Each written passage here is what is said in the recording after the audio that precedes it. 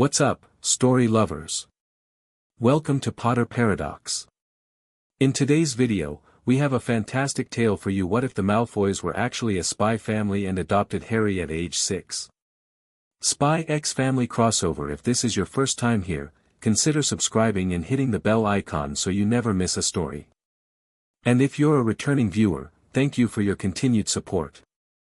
Alright, let's jump right into it. Chapter 1, Operation Potter. Absolutely not. Lucius Malfoy's voice cut through the dim light of the underground briefing room. You're asking too much this time, Handler. Across the table, a witch with sharp silver eyes and a severe bun leaned forward. The brass nameplate on her desk read simply, M, no full name given. Nobody at the Department of Magical Security used real names in briefings, it was standard protocol. Even in a room charmed with more privacy wards than Gringotts' highest security vaults, caution remained their religion. This isn't a request, Serpent, M replied, sliding a folder emblazoned with classification runes across the polished obsidian table. Intelligence confirms Tom Riddle is attempting to reconstitute his form. We have reports of dark magic signatures in Albania that match his unique pattern. Narcissa, codename Nightshade, glanced at her husband before flipping open the folder. Her eyes widened slightly at the moving photograph of a small, skinny boy with unruly black hair and unmistakable green eyes. Harry Potter, she murmured. You want us to take Harry Potter? Not just take him, M clarified, tapping the folder with a manicured nail. Adopt him. Protect him. Train him. All while maintaining your cover as pureblood elitists. Lucius barked a laugh utterly devoid of humor. Have you gone completely mad? We already have one child, who is also adopted, need I remind you, M interrupted. Draco was placed with you as an infant to solidify your cover. The operation has been flawless. This is different, Narcissa snapped. Draco came to us at 3 months old. The Potter boy is 6. He has memories, attachments. And every Death Eater still loyal to the Dark Lord would love nothing more than to eliminate him. Which is precisely why he needs protection from the best operatives we have, M countered smoothly. Your deep cover as Voldemort sympathizers makes you uniquely positioned. No one would expect Harry Potter to be hidden with the Malfoys. It's tactically brilliant. Lucius stood abruptly, his silver-topped cane striking the floor with a sharp crack. And what about Draco? Have you considered what bringing Potter into our home might do to him? We've only just told him about our real work. M smiled thinly. We believe this will provide excellent training opportunities for both boys. They're children, not junior agents, Narcissa said icily. They're targets, M replied, her smile vanishing. Whether you take this assignment or not, both boys will always be targets. Draco because of your cover identity, and Harry because of who he is. Together, under your protection and training, they stand a better chance. Lucius paced the length of the room, his long blonde hair swinging with each pivot. Narcissa knew that look, he was calculating angles, running scenarios. She'd seen the same expression countless times over their 15-year partnership. What about Dumbledore? Narcissa asked finally. He placed the boy with his Muggle relatives for a reason. He won't simply let us take him. Leave Dumbledore to us, M assured her. The wards around the Dursley home have been weakening for months. Our analysts believe it's tied to the boy's emotional state. Lucius stopped pacing. Emotional state. M's lips pressed into a thin line. Surveillance indicates the Muggles are less than ideal guardians. A file folder slid across the table, different from the first, with a red border indicating sensitive content. Narcissa opened it, and her normally composed expression hardened with each page she turned. They've been abusing him, she said flatly. It wasn't a question. The medical scans, compiled discreetly during Harry's Muggle school physicals, showed evidence of malnutrition, untreated injuries, and stress patterns consistent with prolonged psychological trauma. This changes things, Lucius said quietly, looking over his wife's shoulder at the reports. Narcissa closed the file with a decisive snap. When do we extract him? M nodded, satisfied. Tomorrow night. The Desleys will be attending some company function. Potter will be with a neighbor, a squib named Arabella Fig. She reports to Dumbledore but has grown increasingly concerned about the boy's treatment. With the right approach, she might be convinced to look the other way. You've thought of everything, haven't you? Lucius asked drily. It's my job. M stood, signaling the end of the briefing. Remember, once you take the boy, there's no going back. You'll need to be Potter's parents in every way that matters while maintaining your cover identities. The mission timeline is indefinite. Until Voldemort is permanently destroyed, Narcissa clarified. Or until Potter is old enough to defend himself, M added. Whichever comes first. Lucius shared a glance with his wife, one of those silent communications built from years of partnership, both in their work and their marriage. We'll need to tell Draco tonight, Narcissa said as they gathered the files. He deserves to be prepared. Agreed, Lucius replied. This mission changes everything. For what it's worth, M said as they reached the door, her voice softening slightly, DMS believes you two are the only ones who can pull this off. You've spent years cultivating the perfect cover while raising a child in secret. If anyone can protect Harry Potter while preparing him for what's coming, it's you. Lucius straightened his immaculate robes. Flattery doesn't become you, M. She smiled, all teeth and no warmth. It wasn't flattery, serpent. It was an order dressed up as a compliment. Bring me Potter, intact and willing, within 48 hours. As the door closed behind them, Narcissa whispered, what have we gotten ourselves into? The most important mission of our lives, Lucius replied grimly. And possibly the most dangerous. Draco Malfoy knew something big was happening the moment his parents returned from their business meeting. He'd been practicing his observation skills, cataloging the tiny details that most people missed. Dad had that focused look he got before complex operations, and Mum's steps were just a fraction quicker than normal. Family meeting, his father announced, which confirmed Draco's suspicions. Family meetings were strictly for mission-related discussions, held only in the Manor's secure room, a chamber hidden behind the library, unplottable and warded against every known form of magical surveillance. Once inside, with the security protocols activated, his mother crouched down to meet his eyes. At 7 years old, Draco was tall for his age, but still small enough that adults had to bend to reach his level. Draco, remember how we explained about our real jobs? How the way we act in public is different from who we really are. Draco nodded seriously. That conversation, just 3 months ago, had been the most shocking and exciting moment of his young life.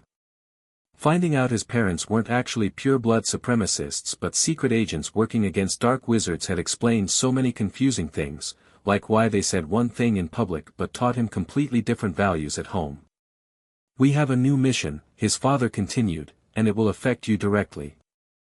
That's why we're discussing it with you first. His mother took his hand. We've been asked to bring another child into our home. A boy your age who needs protection. Draco's brow furrowed. Like me? Another adopted kid? Yes, but with a difference, his father explained. You came to us as a baby. Everyone thinks you're our biological son. This boy is older and... He hesitated. It's Harry Potter, his mother said gently. Draco's eyes widened to comical proportions. The Harry Potter? The one who defeated the Dark Lord? The very same, his father confirmed. And that's why he needs our protection. The Dark Lord's followers would harm him if they could find him, and we have information that suggests the Dark Lord himself may be trying to return. Draco processed this with the seriousness his parents had been training him to develop.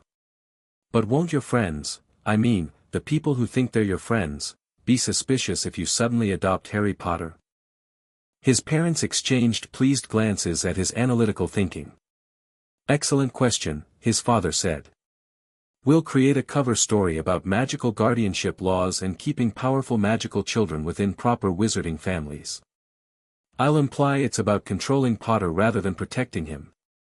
The important thing, his mother added, is how you treat Harry, both in private and especially in public. At home, we want you to try to become friends, he'll need a brother in this strange new world. But in public, I'll have to pretend to boss him around, Draco concluded, understanding immediately.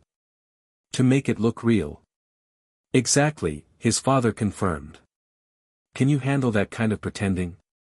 It's not easy to be one person in private and another in public. Draco straightened his shoulders. I've been watching you and Mum do it my whole life. I can do it too. His mother's eyes shimmered with something that looked suspiciously like pride. There's something else you should know. Harry's current family, they haven't treated him well. They hurt him, his father clarified, never one to sugarcoat difficult truths. He might be scared or suspicious when he first arrives. He won't understand about our work or why we're bringing him here. Draco nodded solemnly. So we have to be patient and show him we're not bad guys, even though we sometimes pretend to be. Precisely, his mother said. We'll be bringing him home tomorrow night. Are you prepared to help with this mission, Agent Dragon? Draco's chest swelled at the use of his recently assigned codename. Mission accepted, he said, mimicking the formal response he'd heard his parents use. His father ruffled his hair, something he only did in absolute privacy. That's my boy. But after his parents left to prepare, Draco's confident facade crumbled slightly. Another boy coming to live with them?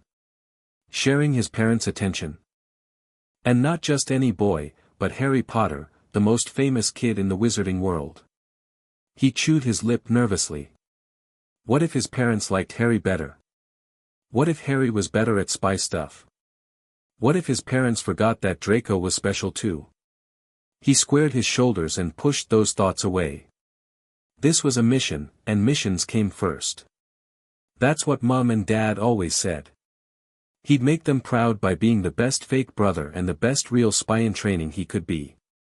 Even if it meant sharing his family with Harry Potter. Number 4, Privet Drive looked utterly ordinary in the fading summer light. Identical to its neighbors except for the marginally better-maintained lawn, evidence of many hours of forced child labor, according to the DMS surveillance reports. Lucius Malfoy would have looked absurdly out of place in his normal wizarding attire. Instead, he wore an impeccably tailored Muggle business suit, his long platinum hair tied back in a sleek ponytail. Beside him, Narcissa had transformed her usual elegant robes into a conservative but expensive-looking skirt suit. They looked exactly like wealthy professionals, the kind the Dursleys would desperately want to impress. Remember, minimal magic, Narcissa murmured as they approached the neighboring house. The old woman has wards that alert Dumbledore to significant magical signatures. Lucius nodded almost imperceptibly. 2 streets over, our extraction team is ready. The moment we clear the anti-apparition boundary with the boy, they'll activate the decoy signatures to mask our trail. The house they approached belonged to Arabella Figg, known to her neighbors as a slightly batty cat lady, known to Dumbledore as his eyes on Harry Potter, and known to the DMS as a squib with divided loyalties. Intelligence suggested she genuinely cared for the boy but felt constrained by Dumbledore's instructions to maintain distance. Narcissa rapped sharply on the door. Moments later, it opened to reveal a frazzled-looking older woman surrounded by the unmistakable smell of cabbage and cats. Yes, she asked suspiciously. Mrs. Figg? Lucius inquired politely. My name is Lucius Malfoy, and this is my wife Narcissa. We were hoping to speak with you about Harry Potter. The woman paled dramatically. I don't know what you're, please, Narcissa interrupted gently. We mean no harm. We're here because we're concerned about the boy's welfare. Mrs. Figg's eyes darted between them, clearly recognizing their names. You're Death Eaters, she whispered fearfully. We are not, Lucius stated firmly. May we come in? This conversation is better had away from prying eyes. After a moment's hesitation, Mrs. Fig stepped back. Harry's in the living room with the cats. Don't you dare try anything. They followed her inside, where a small boy sat cross-legged on a worn carpet, gently stroking an elderly tabby cat. He looked up as they entered, his green eyes wary behind broken glasses held together with tape. He was painfully thin, swimming in clothes several sizes too large, with a fading bruise visible just below his left eye.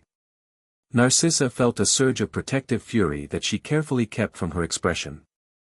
Beside her, she sensed Lucius's similar reaction in the almost imperceptible tightening of his stance. "Hello, Harry," Narcissa said, crouching down to his level. "My name is Narcissa, and this is my husband Lucius. We'd like to talk with you for a bit, if that's all right." Harry glanced at Mrs. Fig, who gave a tight nod. "Okay," he said quietly, his voice barely audible. Lucius pulled out what appeared to be a business card and handed it to Mrs. Fig. To Muggle eyes, it showed credentials for a child welfare agency. To someone with magical knowledge, it revealed just enough about their DMS affiliation to establish credibility without compromising security. Mrs. Fig gasped as she read it. "You're with, but how?" "I thought you were, many believe we are something we are not," Lucius said smoothly. "That's rather the point." Understanding dawned in the older woman's eyes. "Albus never mentioned." "He doesn't know," Narcissa explained. "And for Harry's safety, it must remain that way, for now." While Lucius continued explaining the situation to Mrs. Fig in carefully vague terms, Narcissa focused on Harry, who watched the adults with the hypervigilance of a child accustomed to trouble arriving without warning.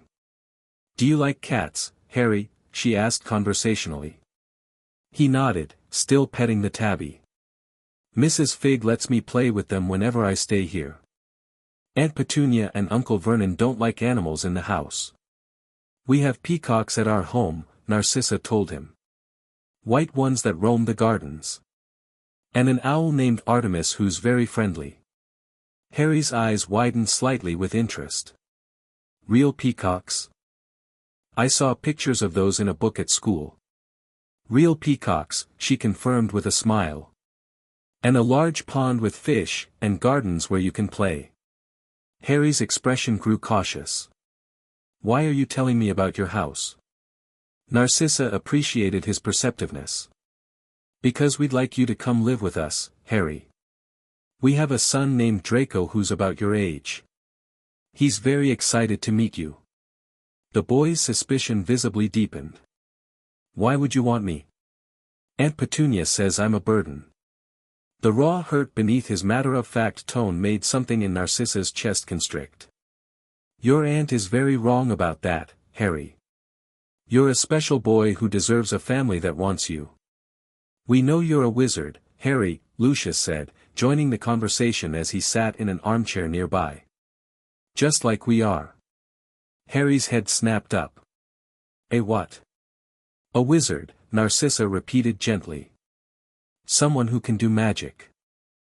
Strange things sometimes happen around you when you're upset or scared, don't they?"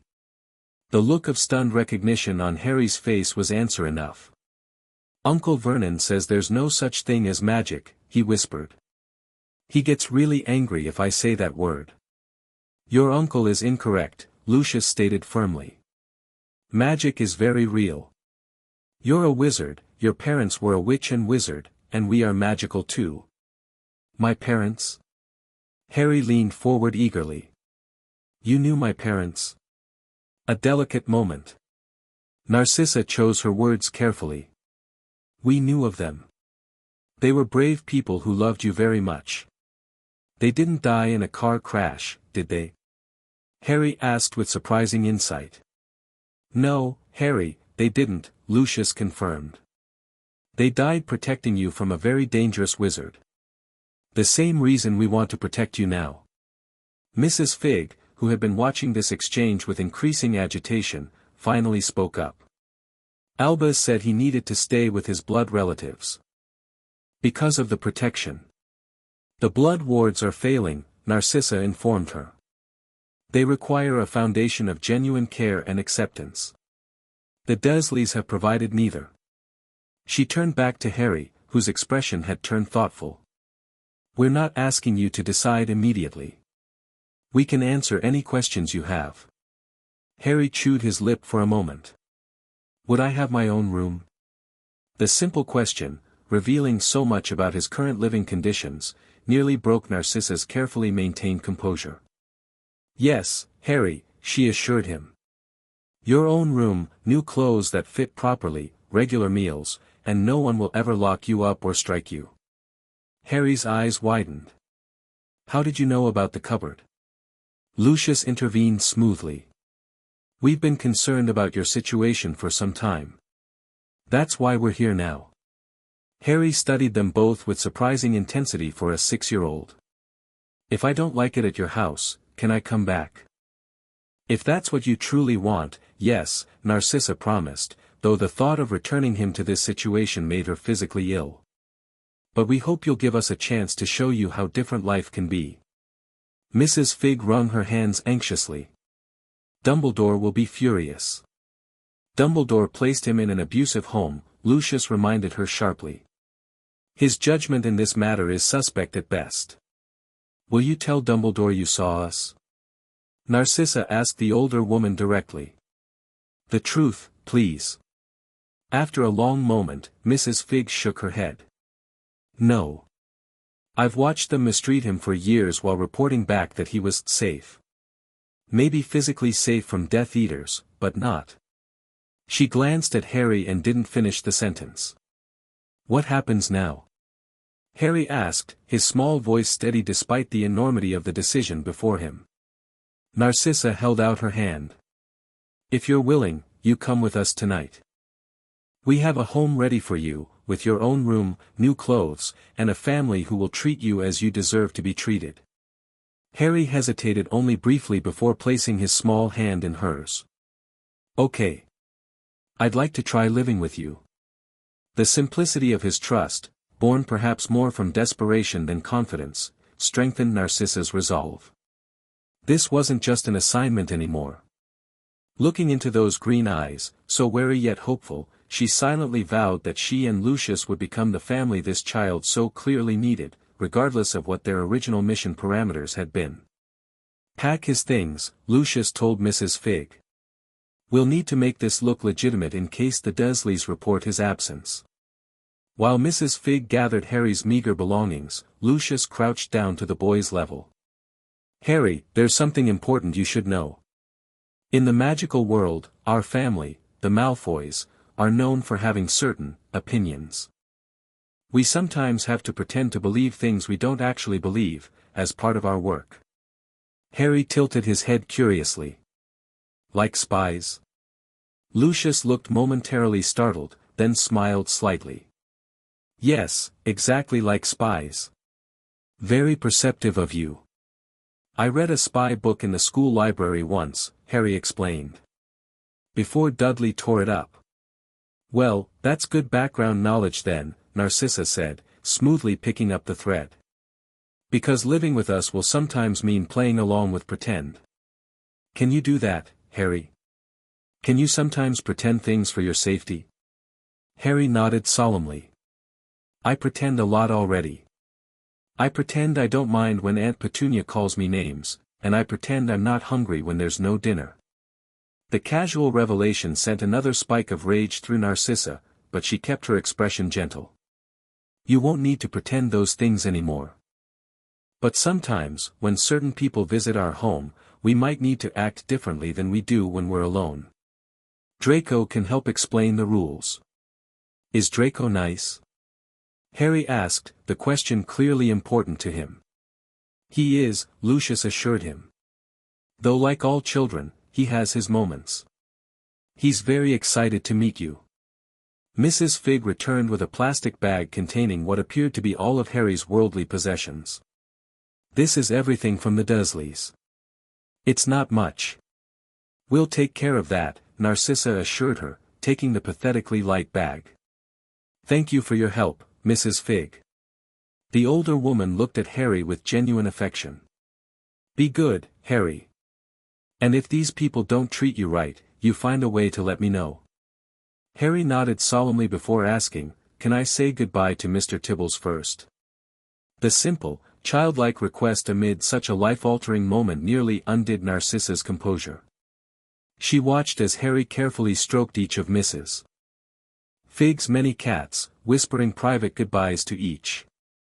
When he finished, he returned to Narcissa's side and slipped his small hand back into hers. "I'm ready now." As they left Privet Drive behind, Harry walking between them, Narcissa exchanged a loaded glance with Lucius over the boy's head. The mission parameters had been to extract and protect the boy who lived. But looking down at the too small, too serious child trustingly holding her hand, Narcissa knew their mission had already evolved into something far more personal.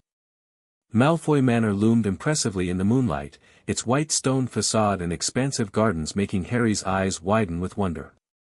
After operating to the edge of the property, an experience that left Harry breathless and disoriented, they walked up the long drive toward the main entrance. "This is where you live?" Harry asked in awe. "It's like a castle." "It's been in the Malfoy family for generations," Lucius explained as the massive front doors swung open at their approach. Inside, the entrance hall gleamed with polished marble and tasteful opulence. Harry turned in a slow circle, taking in the grand staircase, crystal chandeliers, and moving portraits that watched him curiously from ornate frames. "The portraits can move," he gasped. "Magical portraits can move and speak," Narcissa explained, watching his reaction with a small smile. "They contain impressions of the people they depict." A small figure appeared at the top of the staircase, a boy with platinum blonde hair and pointed features, wearing what looked to Harry like pajamas made of silk. He descended the stairs with careful dignity, though his eyes betrayed his curiosity. "Harry, this is our son, Draco," Lucius introduced them. "Draco, this is Harry Potter." Draco stepped forward and extended his hand formally. "Welcome to Malfoy Manor," he said, sounding as though he'd rehearsed the greeting. Harry hesitantly shook the offered hand. "Thanks for letting me stay in your house." "It's your house now too," Draco corrected, then glanced at his mother as if checking he'd said the right thing. Narcissa nodded approvingly. "It's been a long evening. Perhaps Draco can show Harry to his room, and we can save the full tour for tomorrow." "Follow me," Draco said, his formal demeanor slipping slightly to reveal the excited 7-year-old beneath. "Your room is next to mine. Father had the house elves prepare it today." "House elves?" Harry questioned as he followed Draco up the grand staircase. "They're magical creatures that help with the house," Draco explained importantly. "They cook and clean and stuff. You'll meet Dobby and the others tomorrow. They're dead excited about having you here, been cleaning your room for hours." Harry tried to process this new information as they reached the top of the stairs and turned down a corridor lined with more moving portraits, all of whom seemed to be studying him with undisguised interest. "Don't mind them," Draco advised, noticing Harry's nervous glances at the portraits. "They're just nosy. Great-great-grandfather Septimus is the worst gossip, he'll talk your ear off if you let him." They stopped before a polished oak door with an ornate silver handle. "This is your room," Draco announced, pushing the door open with a flourish. Harry stepped inside and froze in amazement. The room was easily 4 times the size of Dudley's bedroom, with a massive 4-poster bed draped in deep blue hangings, a sitting area with comfortable chairs near a fireplace, bookshelves lined with colorful volumes, and large windows that would surely show a spectacular view of the grounds in daylight. "This is all for me," he whispered, scarcely believing it. "Of course," Draco replied, watching Harry's reaction with interest. "My room's through that door there, we share a bathroom in between. Father thought you might feel better having me nearby since everything's new." Harry moved further into the room, running his hand tentatively over the soft bedspread. "I've never had a real bed before." Draco's brow furrowed. "What do you mean? Where did you sleep?" "In the cupboard under the stairs," Harry answered matter-of-factly. "On a cot with some old blankets." Draco's jaw dropped in genuine shock. "They made you sleep in a cupboard? Were they mad?" Harry shrugged uncomfortably. They didn't like me much. A peculiar expression crossed Draco's face, something between outrage and determination. Well, nobody here will make you sleep in a cupboard. And if anyone tries to be mean to you, they'll have to deal with me. The fierce protectiveness in the other boy's voice surprised Harry. Why would you stand up for me? You just met me. Draco seemed momentarily flustered by the direct question. Because we're going to be brothers now. And that's what brothers do. The word brothers hit Harry with unexpected force. He'd never had a family who wanted him, never had someone his own age who wasn't encouraged to bully him like Dudley and his friends. I've never had a brother before, Harry admitted quietly. Me neither, Draco said, dropping some of his practiced poise. But I think we could be good at it. Want to see what's in your closet? Mother said she ordered you clothes, but she wasn't sure what you'd like. The closet, it turned out, was a walk-in room filled with more clothes than Harry had ever seen, all in his size. Drawers contained socks, underwear, and pajamas. Shelves displayed shoes, boots, and trainers. Everything was new, with tags still attached. Why would your parents do all this for me? Harry asked, overwhelmed. Nobody's ever. He trailed off, unable to articulate how foreign this kind of generosity felt. Draco seemed to understand anyway. Mother and father take care of people they're responsible for. It's just how they are. He hesitated, then added, they told me about your parents. That they were brave and that bad people hurt them. Harry nodded, a familiar hollow ache forming in his chest. I don't remember them. Just green light sometimes, in dreams. Draco looked solemn. Mother says it's okay to miss people even if you don't remember them properly. A knock at the door interrupted their conversation. Narcissa entered, carrying a small vial containing a purple liquid. I see Draco's showing you around, she observed with a smile. I've brought you a mild sleeping draught, Harry. Just to help you rest tonight, it's been quite overwhelming, I imagine. Harry nodded, suddenly aware of how exhausted he felt. Thank you, Mrs. Malfoy. You can call me Narcissa for now, she told him gently. We'll sort out what you're comfortable calling us as we go along. No rush. She helped him find pajamas, soft cotton ones that felt like clouds against his skin after years of Dudley's rough hand-me-downs. Once he'd changed and brushed his teeth in the enormous marble bathroom, she returned to tuck him into bed. The draft will help you sleep without dreams tonight, she explained, measuring a small amount into a glass of water by his bedside. Tomorrow will be a day for questions and exploration. Harry took the glass and sipped cautiously. It tasted like blueberries and honey. What if the Dursleys come looking for me? They won't, Narcissa assured him. We've taken care of everything legally. You're under our guardianship now. As the potion began to take effect, Harry felt his eyelids growing heavy.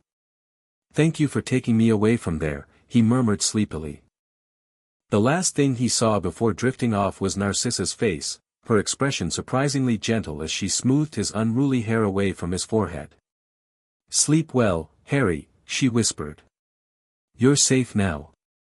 Lucius found Narcissa in their private sitting room later that night, staring pensively into the fire, a barely touched glass of wine in her hand. Draco's finally asleep, he reported, pouring himself a fire whiskey. He had about 1,000 questions about Harry and our mission. Narcissa's lips curved in a slight smile. He's taking his role as big brother quite seriously already. I found him showing Harry his collection of chocolate frog cards and explaining the basics of Quidditch. And how's our newest family member settling in? Asleep, thanks to the mild dreamless sleep I gave him. Narcissa's expression hardened.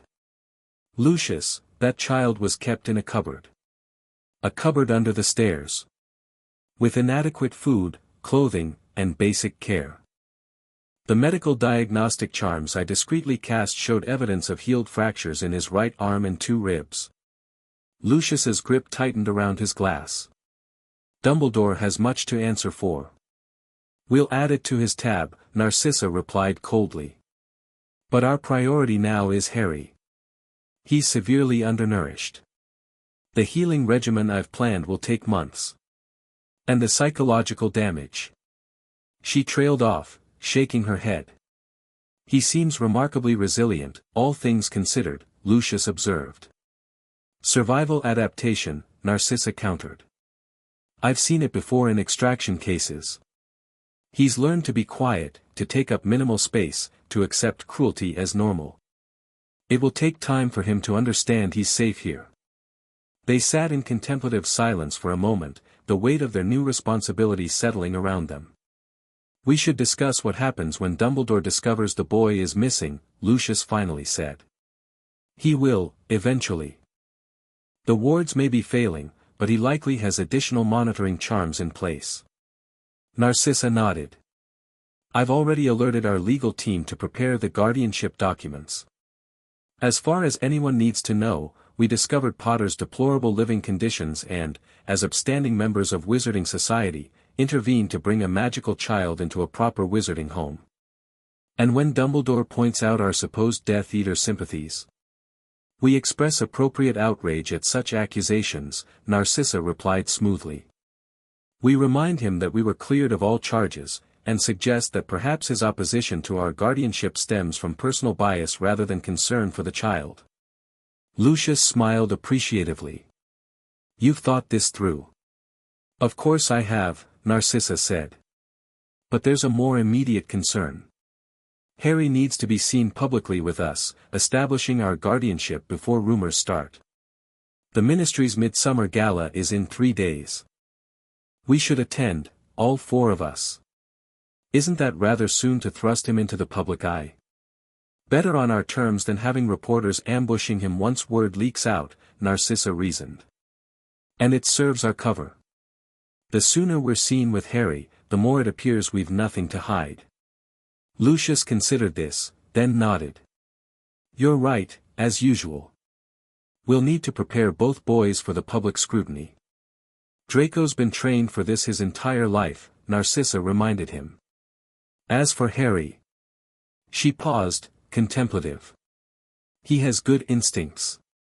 Did you notice how quickly he grasped the concept of our cover identities? He likened us to spies, Lucius recalled with amusement. Perceptive child. He'll need that perceptiveness in the days ahead, Narcissa said soberly.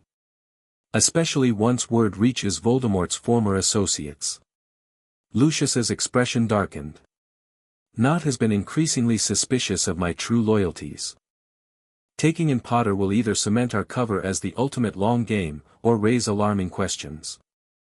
Then we make certain it's perceived as the former, Narcissa stated firmly. We emphasize controlling Potter's public image, molding him away from Dumbledore's influence. The perfect Slytherin strategy, they'll be suspicious but impressed. A soft chime interrupted their planning, a monitoring charm from the children's wing of the manor.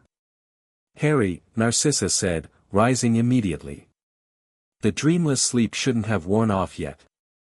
They moved swiftly through the manor's corridors, their steps silent from years of fieldwork. As they approached Harry's room, they heard the distinctive sounds of distress, whimpers and ragged breathing. Narcissa entered first, wand providing gentle illumination. Harry lay tangled in the bedsheets, his face contorted in obvious nightmare despite the potion she'd given him. No, please, he mumbled, turning restlessly. I'll be good. Don't put me back in the cupboard. Narcissa approached carefully, knowing better than to startle a child trapped in trauma memories. Harry, she called softly. Harry, wake up. You're safe. The boy's eyes flew open, wild and unfocused. I'm sorry, he gasped, scrambling backward until he hit the headboard. It's all right, Narcissa soothed, keeping her distance. You're at Malfoy Manor, remember? No one is going to hurt you here. Recognition slowly dawned in Harry's eyes. Mrs. Narcissa. Yes, that's right, she confirmed gently. You were having a nightmare. Harry's shoulders slumped in obvious relief, though his breathing remained too rapid. Sorry for waking you up. You have nothing to apologize for, Lucius said from where he stood near the door, his voice uncharacteristically gentle. Nightmares are not something you can control. A small sound from the connecting door drew their attention. Draco stood there in his pajamas, hair tousled from sleep, watching the scene with worried eyes. Is Harry okay? He asked. Just a bad dream, Narcissa assured him. To everyone's surprise, Draco padded across the room and climbed directly onto Harry's bed. I get nightmares too, sometimes, he told the other boy matter-of-factly. About dark wizards coming to hurt mother and father. Harry blinked at this unexpected confession. You do? Draco nodded solemnly. Mother taught me a trick. Want to learn it? At Harry's hesitant nod, Draco continued, you think of your 3 favorite things before you go back to sleep. Not people, just things you like. Mine are flying on a broom, chocolate frogs, and the way the peacocks fan their tails when they're showing off. Harry considered this carefully. I like Mrs. Fig's cats, he offered after a moment. And, the library at school when nobody else is there. And the stars at night when I could see them through my window. Narcissa exchanged a glance with Lucius, both struck by the simple, solitary nature of Harry's favorites, each a private pleasure snatched in moments of isolation. Those are good ones, Draco approved. Now you think about those instead of the bad dream. And tomorrow I can show you the gardens and the peacocks. Harry's tense posture gradually relaxed. Thanks, Draco. Narcissa stepped forward and gently straightened the tangled bed covers. Would you like another sip of the sleeping draught, Harry? He hesitated, then shook his head. I'm okay now, I think. Very well, she said, smoothing his unruly hair back from his forehead, the gesture already becoming habitual. We're just down the hall if you need anything at all. As they prepared to leave, Harry's small voice stopped them. Narcissa. Lucius. Thank you for coming when I had a nightmare. Aunt Petunia and Uncle Vernon never did that. The simple gratitude for such a basic act of parenting twisted something in Narcissa's chest. We will always come, Harry, she promised. That's what families do. After ensuring both boys were settled again, Narcissa and Lucius returned to their quarters. The dreamless sleep shouldn't have failed, Narcissa said, professional concern overlaying her personal worry. Not with his body weight and the dosage I gave him. Perhaps it's related to his magical signature, Lucius suggested thoughtfully. The boy survived the killing curse. Who knows what other magical anomalies might be present? Narcissa nodded. I'll consult with our medical specialist about adjusting the potions regimen. She paused, then added more softly, did you notice Draco? Climbing onto Potter's bed to comfort him. Lucius smiled slightly. Not exactly standard protocol for maintaining professional distance. No, Narcissa agreed. But perhaps exactly what both boys need. She studied her husband's face carefully. We've maintained emotional boundaries with all our previous assignments, Lucius. This is different. Because it involves children, he acknowledged. And because it's open-ended. We need to be clear about our parameters, Narcissa said carefully. Are we simply protecting the boy, or are we truly becoming his parents? Lucius was silent for a long moment, his face unreadable. Finally, he said, I believe those objectives may no longer be separable. Narcissa nodded, relief evident in the slight relaxation of her shoulders. Agreed. Which means we approach this as we did with Draco, as parents first, operatives second. M won't be pleased with that prioritization. M isn't raising traumatized children while maintaining deep cover, Narcissa replied crisply. The mission parameters were to protect Harry Potter. I'm simply defining how we'll accomplish that objective most effectively. Lucius smiled, the real smile few outside their family ever saw. And that, my dear, is why you've always been the most formidable operative in the department. The ministry's midsummer gala was the social event of the season, a glittering assembly of the wizarding world's elite gathering to see and be seen.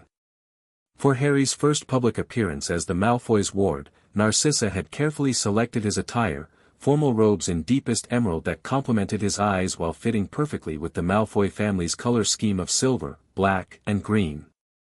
"Remember what we practiced," Lucius instructed as their private carriage approached the ministry entrance. "You stay close to Draco.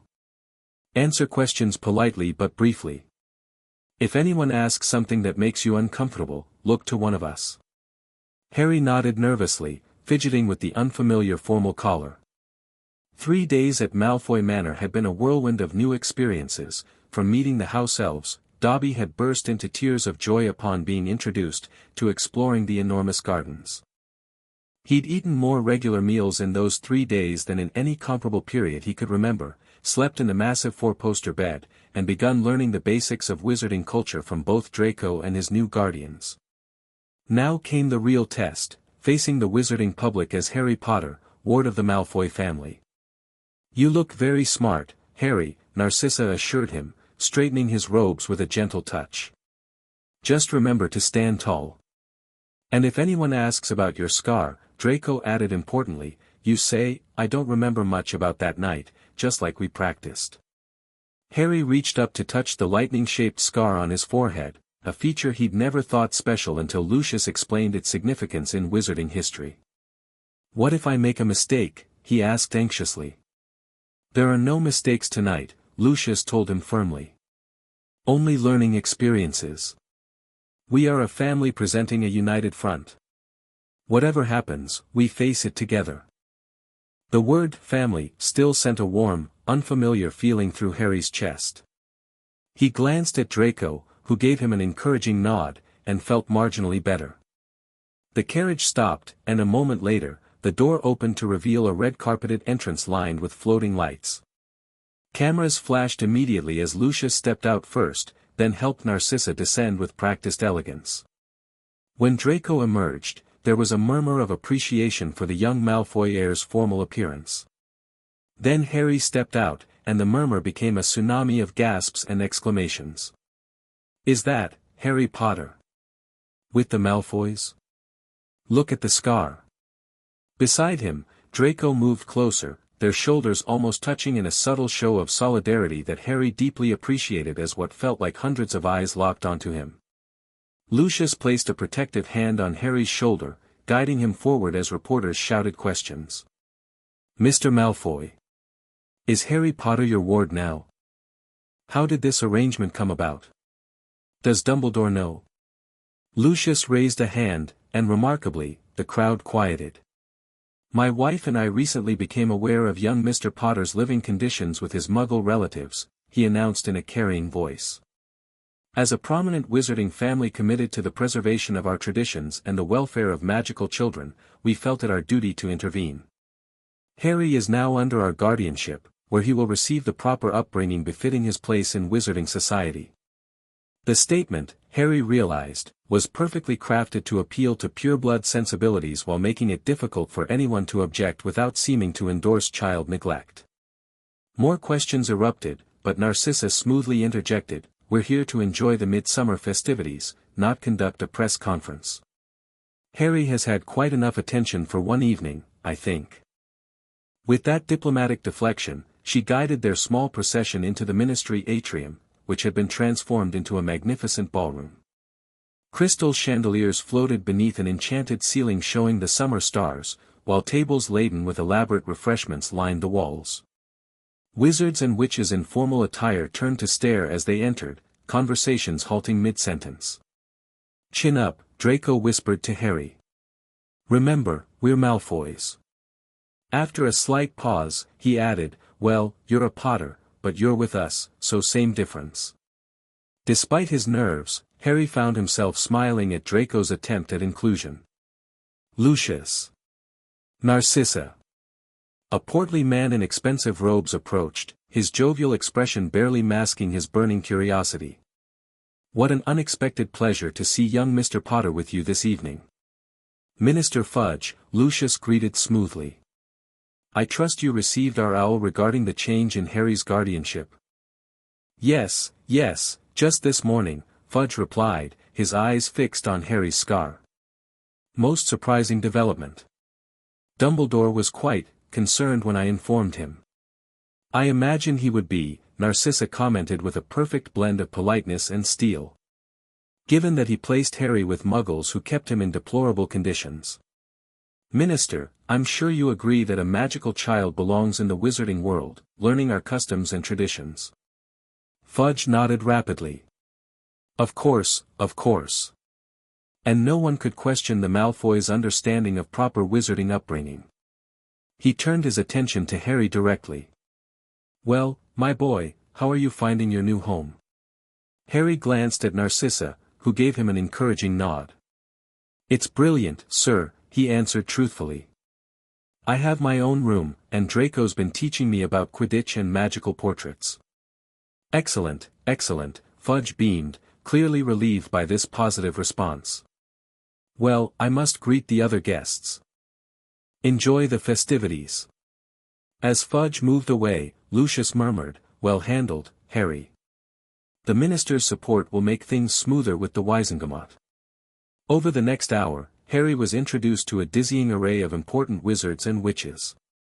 He struggled to remember all their names, but found himself relaxing slightly as Draco stayed firmly by his side, occasionally whispering helpful context like, that's Not's father, he's one of the ones we have to be careful around, or if Madame Bones is fair, you can answer her questions honestly. It was during a brief respite by the refreshment table that a tall, severe-looking wizard with lank black hair and a prominent hooked nose approached them. Draco immediately straightened his posture. Severus, Lucius greeted the man. I'd heard you might attend tonight. Lucius, the man replied, his dark eyes fixed intently on Harry. When I received your message about your new ward, I could scarcely believe it. Harry, Narcissa said, this is Professor Severus Snape. He teaches potions at Hogwarts, where you and Draco will attend school when you're 11. Harry extended his hand politely. Pleased to meet you, Professor. Snape hesitated fractionally before shaking Harry's hand, his expression unreadable. Mr. Potter. You look very much like your father. Something in his tone made Harry uncertain whether this was a compliment. Before he could respond, Snape continued, addressing Lucius, might I have a word in private? Lucius nodded. Of course. Narcissa, perhaps you could show the boys the enchanted ice sculpture garden. Narcissa smoothly guided Harry and Draco away, but not before Harry caught the intense look Snape gave him, a mixture of disbelief and something that looked almost like pain. Who is he really? Harry whispered to Draco once they were out of earshot. Professor Snape is my godfather, Draco explained quietly. Father says he was a spy during the war, but I'm not supposed to know that. He's complicated. Did he know my parents? Draco hesitated. I think so. But Mother says it's not a happy story. Meanwhile, in a private alcove shielded by privacy charms, Severus Snape faced Lucius with barely contained incredulity. Have you lost your mind? He demanded in a harsh whisper. Taking Potter into your home? The Dark Lord's followers will see this as the ultimate betrayal when he returns. Or the ultimate strategic coup, Lucius countered smoothly. Gaining influence over the boy who lived, raising him away from Dumbledore's influence, positioning ourselves advantageously for any future developments. Snape's eyes narrowed suspiciously. And that's what this is? A strategy? What else would it be, Severus? Lucius asked with calculated indifference. The boy was being raised by magic-hating muggles who kept him ignorant of his heritage and importance. The opportunity was too perfect to ignore. Dumbledore placed him there for his protection, Snape argued. The blood wards were failing, Lucius interrupted. Surely you, of all people, understand that protection based on love requires actual love to be present, Severus. Something flickered in Snape's eyes at these words. You've seen Lily's sister, then. I've seen enough to know that she and her husband treated the boy abominably, Lucius replied coldly. Whatever Dumbledore's intentions, the reality was a child sleeping in a cupboard under the stairs, wearing rags, and bearing the marks of regular discipline. Snape's face drained of what little color it possessed. A cupboard? Does that surprise you, knowing Petunia Evans as you apparently did? Snape was silent for a long moment before asking, and how does the boy find life with the Malfoys? He's adaptable, Lucius said. Cautious, observant, quick to learn. He and Draco have formed a surprisingly rapid attachment. I need your word, Lucius, Snape said suddenly, his voice deadly serious. Your word that whatever your ultimate agenda, you won't allow harm to come to Lily's son. Lucius met Snape's gaze steadily. You have it. No harm will come to Harry Potter while he is under my protection. The magic of the vow, not a formal unbreakable vow, but a serious magical commitment nonetheless, rippled subtly between them. Snape nodded once, sharply. Dumbledore will not accept this situation easily. Let him try to challenge it, Lucius replied with quiet confidence. The law and public opinion are firmly on our side. After all, who could object to saving the boy who lived from neglectful muggles? Back in the main ballroom, Harry was experiencing the strange sensation of being simultaneously the center of attention and oddly protected within the Malfoy family orbit. Wizards and witches continued to stare and whisper, but few approached directly, seemingly deterred by Narcissa's coolly polite demeanor and Lucius's reputation. You're doing wonderfully, Narcissa told him quietly as they viewed the magical ice sculptures, intricate creations that moved and transformed, telling stories from wizarding history. Everyone keeps looking at me, Harry said uncomfortably. They'll grow tired of it eventually, she assured him. Fame is fickle that way. I don't think I like being famous, Harry confessed. Narcissa smiled slightly. A wise perspective. Fame is merely a tool, Harry, neither inherently good nor bad. It's how one uses it that matters. Their conversation was interrupted by the arrival of a tall, elderly wizard with a long silver beard, half-moon spectacles, and robes of deep purple spangled with stars. Even Harry, with his limited knowledge of the wizarding world, recognized Albus Dumbledore from Lucius's descriptions. Narcissa, Dumbledore greeted with a gentle smile that didn't quite reach his eyes. And young Mr. Malfoy. And Harry, my boy. What a pleasure to see you here. Headmaster, Narcissa acknowledged coolly. How unexpected to see you at a ministry function. I was under the impression you found such gatherings tedious. Ordinarily, yes, Dumbledore agreed pleasantly. But when I heard the remarkable news of Harry's change in guardianship, I felt I simply must come to see for myself. He turned kind eyes toward Harry. How are you, Harry? I'm well, sir, Harry replied, instinctively moving closer to Draco and Narcissa. I'm delighted to hear it, Dumbledore said. Perhaps we might have a private word. There are some matters regarding your parents that I'd like to discuss with you. I'm afraid that won't be possible, Headmaster, Narcissa intervened smoothly. Harry is still settling into his new home. Any discussions regarding his parents should include his guardians, don't you agree? A subtle tension crackled between the two adults, though both maintained pleasant expressions. Of course, Dumbledore conceded. Another time, perhaps. I must say, I was quite surprised by this development, Narcissa.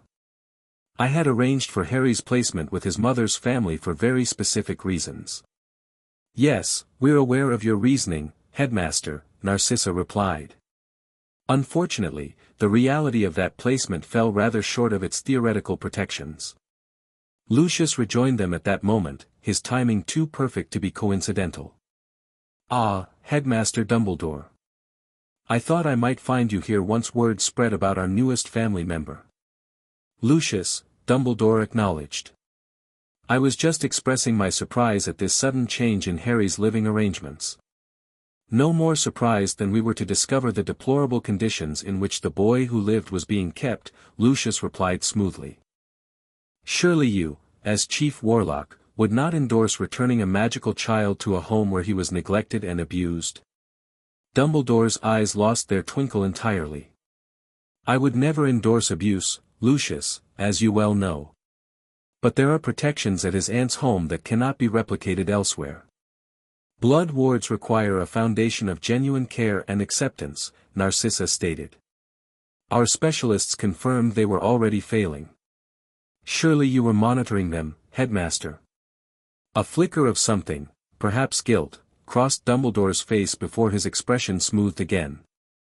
"I had trusted Arabella Figg to keep me informed of any serious concerns." "Perhaps your definition of serious concerns differs from ours," Lucius suggested. "In any case, the guardianship transfer has been approved by the Ministry. Harry is now legally under our protection." "So I understand," Dumbledore said mildly. "Though I must wonder about your motivations, Lucius.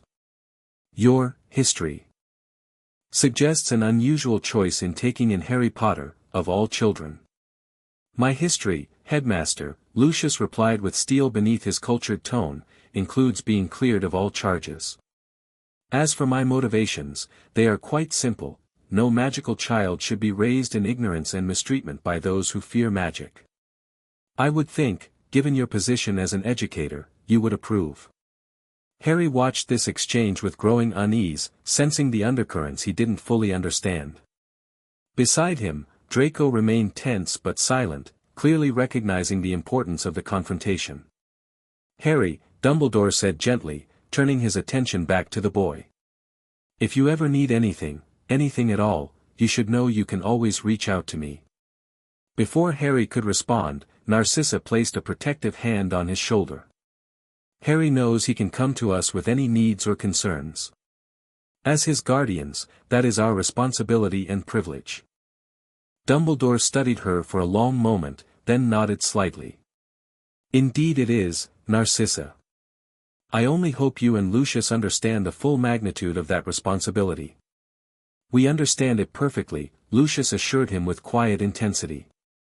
"Now, if you'll excuse us, Headmaster, I believe the minister is signaling for the formal dinner to begin." As they moved away, Harry whispered to Draco, "What was that all about?" "They seemed angry with each other."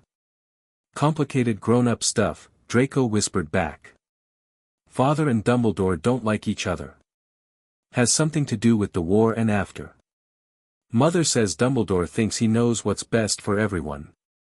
Harry considered this as they took their places at an elaborately set table. The encounter had left him with a confused impression of Dumbledore. The man had seemed kind, but there had been something calculating beneath the grandfatherly demeanor that made Harry uneasy. "Don't worry about it now," Draco advised, seeing Harry's troubled expression. "Just remember which fork to use first. Start from the outside and work your way in." The formal dinner proved to be yet another new experience for Harry, multiple courses of foods he'd never tasted, served by house elves who appeared and disappeared with soft pops. Conversation flowed around him, much of it political discussions that went over his head, though he noticed both Lucius and Narcissa skillfully deflecting direct questions about him. By the time dessert was served, an elaborate confection that rearranged itself into different shapes as you ate it, Harry was fighting to keep his eyes open. The excitement, stress, and late hour had taken their toll. Narcissa noticed immediately. "I believe it's time we took our young wizards home," she said, rising gracefully. "It's been a long evening." As they made their farewells and moved toward the exit, Harry found himself walking beside Lucius, who placed a steadying hand on his shoulder when he stumbled slightly in his fatigue. "You did well tonight, Harry," Lucius told him quietly. "The first public appearance is always the most difficult." "Did I do everything right?" Harry asked anxiously. "You were perfect," Lucius assured him. "You've made quite an impression." Outside, as they waited for their carriage, Harry spotted Dumbledore watching them from the ministry steps, his expression unreadable in the evening shadows. "Is Professor Dumbledore going to try to send me back to the Dursleys?" Harry asked, unable to keep the fear from his voice. Lucius's hand tightened protectively on Harry's shoulder. "No, Harry. You are a Malfoy now, in all but name. And Malfoys protect their own. The words, spoken with absolute conviction, settled something in Harry's chest that had been tight with anxiety since the confrontation earlier. As the carriage arrived and they climbed inside, he found himself leaning slightly against Draco's shoulder, too tired to maintain perfect posture. "See? Told you you'd do fine," Draco said, allowing the contact without comment. "Next time will be easier." "Next time?" Harry asked, yawning. "There's always a next time with society stuff," Draco explained with the weary wisdom of a child who'd grown up in the spotlight.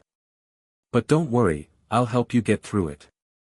As the carriage pulled away, Harry's last thought before drifting into exhausted sleep against Draco's shoulder was that having a brother might be the best thing about his new life, even better than the enormous bedroom and regular meals. When they arrived back at the manor, Lucius lifted the sleeping Harry from the carriage without hesitation, carrying him through the entrance hall and up the grand staircase toward his bedroom. "Well?" Narcissa asked quietly as they walked, Draco trailing sleepily behind them. "Dumbledore suspects, of course," Lucius replied in a murmur. "But he can prove nothing. And Severus. Will he be a problem?" Lucius glanced down at the sleeping child in his arms. "No. He gave his word to protect the boy. I believe he means it." "Then Phase 1 is complete," Narcissa observed as they reached Harry's room and she turned down the covers. "The wizarding world now knows Harry Potter lives with the Malfoys. Our cover story is established." Lucius gently placed Harry on the bed, removing only his shoes and outer robes before Narcissa covered him with the duvet. "Phase 1 is complete," he agreed. "Now comes the more difficult part." "Raising him," Narcissa said, smoothing Harry's unruly hair in what was becoming a habitual gesture. "While preparing him for what's to come." In the doorway, Draco watched this exchange with sleepy curiosity. "Are we really going to be Harry's family forever?" he asked. Lucius and Narcissa exchanged a long look over Harry's sleeping form. "Yes, Dragon," Narcissa said finally. "I believe we are." Chapter 2, Family Lessons. Focus, Harry. Clear your mind. Harry gritted his teeth, sweat beading on his forehead as he tried to follow Narcissa's instructions. The study in the east wing of Malfoy Manor had been converted into a training room, and for the past hour, she'd been attempting to teach him the basics of occlumency, mental defense against intrusion. "I'm trying." Harry groaned, now 7 years old and markedly different from the skinny, frightened boy who had arrived at the manor a year earlier. Regular meals, magical healing potions, and actual care had transformed him physically. He'd grown 3 inches, filled out, and while still smaller than Draco, no longer looked underfed. The lightning scar on his forehead stood out less starkly against his healthier complexion. Narcissa sighed, lowering her wand. "I know you are. Let's take a break." Draco, who'd been practicing in the corner with a set of training knives, dulled for safety but waited like the real thing, looked up eagerly. "Can we do physical training now? Harry's getting good at the disarming move Father taught us." "In a moment," Narcissa replied, handing Harry a glass of water. "Harry, you're improving, but something's blocking your progress. When you try to clear your mind, what happens?" Harry took a grateful gulp before answering. "It's like, there's something else in there. A shadow or something. When I try to build the walls you taught us, it pushes back." Narcissa's expression turned thoughtful. "That's unusual. Is it bad?" Harry asked anxiously. After a year with the Malfoys, he no longer feared punishment for failure, but the desire to please his new family remained strong. "Not bad, just different," she assured him. "Everyone's mind works uniquely. We'll find another approach." The door opened, and Lucius entered, dressed not in his usual formal robes but in the charcoal gray uniform of DMS field operatives, practical, spell-resistant, and equipped with numerous hidden pockets. "How are our junior agents progressing?" he asked, his eyes warming at the sight of the boys despite his businesslike tone. "Draco's knife work is improving," Narcissa reported. "His aim has become much more consistent." Harry's physical training is excellent, but we're still struggling with acclimacy. Lucius frowned slightly. The mental defenses are crucial, particularly for Harry. Both of you will need them before you begin at Hogwarts. Why can't we go to Hogwarts now? Draco asked, twirling a training knife with practiced ease. We already know more magic than most first years. Because 11 is when your magical cores stabilize enough for formal training, Lucius explained patiently. And because Hogwarts is where your first real mission will begin. Harry and Draco exchanged excited glances. Though they'd been training for a year, they had yet to participate in any real operations. Speaking of missions, Lucius continued, I've been called in for an urgent briefing with M. Apparently there's been unusual Death Eater activity in Albania. Narcissa's expression tightened almost imperceptibly. Albania again. That's the third report this year. Indeed. Which is why I think it's time for our planned training exercise in Diagon Alley. The boys need practical experience in surveillance and counter-surveillance. Today? Narcissa asked, raising an eyebrow. Tomorrow, Lucius clarified. I'll be back by then. Standard protocols while I'm gone. The boys knew what that meant, enhanced security wards, no outside visitors, constant vigilance. Standard procedure whenever one of their parents was away on DMS business. Can I keep practicing with the knives until dinner? Draco asked hopefully. Lucius smiled slightly. Only if you help Harry with that disarming move afterward. Partnership training is just as important as individual skills. After Lucius departed, the day continued with their usual rigorous schedule, physical training, magical theory, practical spellwork using training wands, and lessons in everything from pure blood etiquette to Muggle technology. The Malfoys believed in comprehensive preparation. At dinner, with Lucius absent, the formal dining room felt slightly less intimidating. Though Harry had adjusted remarkably well to life at the manor, some settings still made him nervous, particularly the enormous formal dining room with its ancestral portraits watching from the walls. Will we really get to go on a mission in Diagon Alley tomorrow? Harry asked as he carefully cut his roast beef the way Narcissa had taught him. A training exercise, Narcissa corrected. Not a full mission. You'll be practicing observation skills and evasion techniques. But in real life, not just in the manor, Draco said excitedly. With actual people who don't know we're watching them. Precisely, Narcissa confirmed. Which is why we'll need to review your covers carefully. Remember, in public, we maintain the image of the proper pure-blood family, both boys recited dutifully. After a year, this mantra had been thoroughly ingrained. Harry, that means, I act slightly cowed by Mr. Malfoy but obviously favored by you, Harry continued the familiar script. Draco acts superior and bossy toward me in public but not cruel. And we never, ever reveal that we actually like each other. Draco smirked. Who says I actually like you? Harry rolled his eyes. You literally cried last week when I got hit with that stinging hex during practice. I did not cry. Draco protested, his cheeks pinking. My eyes were watering from the potion fumes. Boys, Narcissa interjected, though her lips twitched slightly with suppressed amusement. Focus, please. Tomorrow will be an important test of everything you've learned this past year. Later that night, Harry lay in his bed staring at the enchanted ceiling Narcissa had created for him, a perfect replica of the night sky that moved in real time, showing the actual stars and moon visible outside. It had been his birthday present when he turned 7, and he still found it endlessly fascinating. A soft knock at the connecting door preceded Draco's appearance.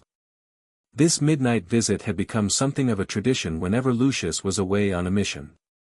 Though neither boy would admit it, they both slept better knowing the other was nearby when one of their parents was potentially in danger.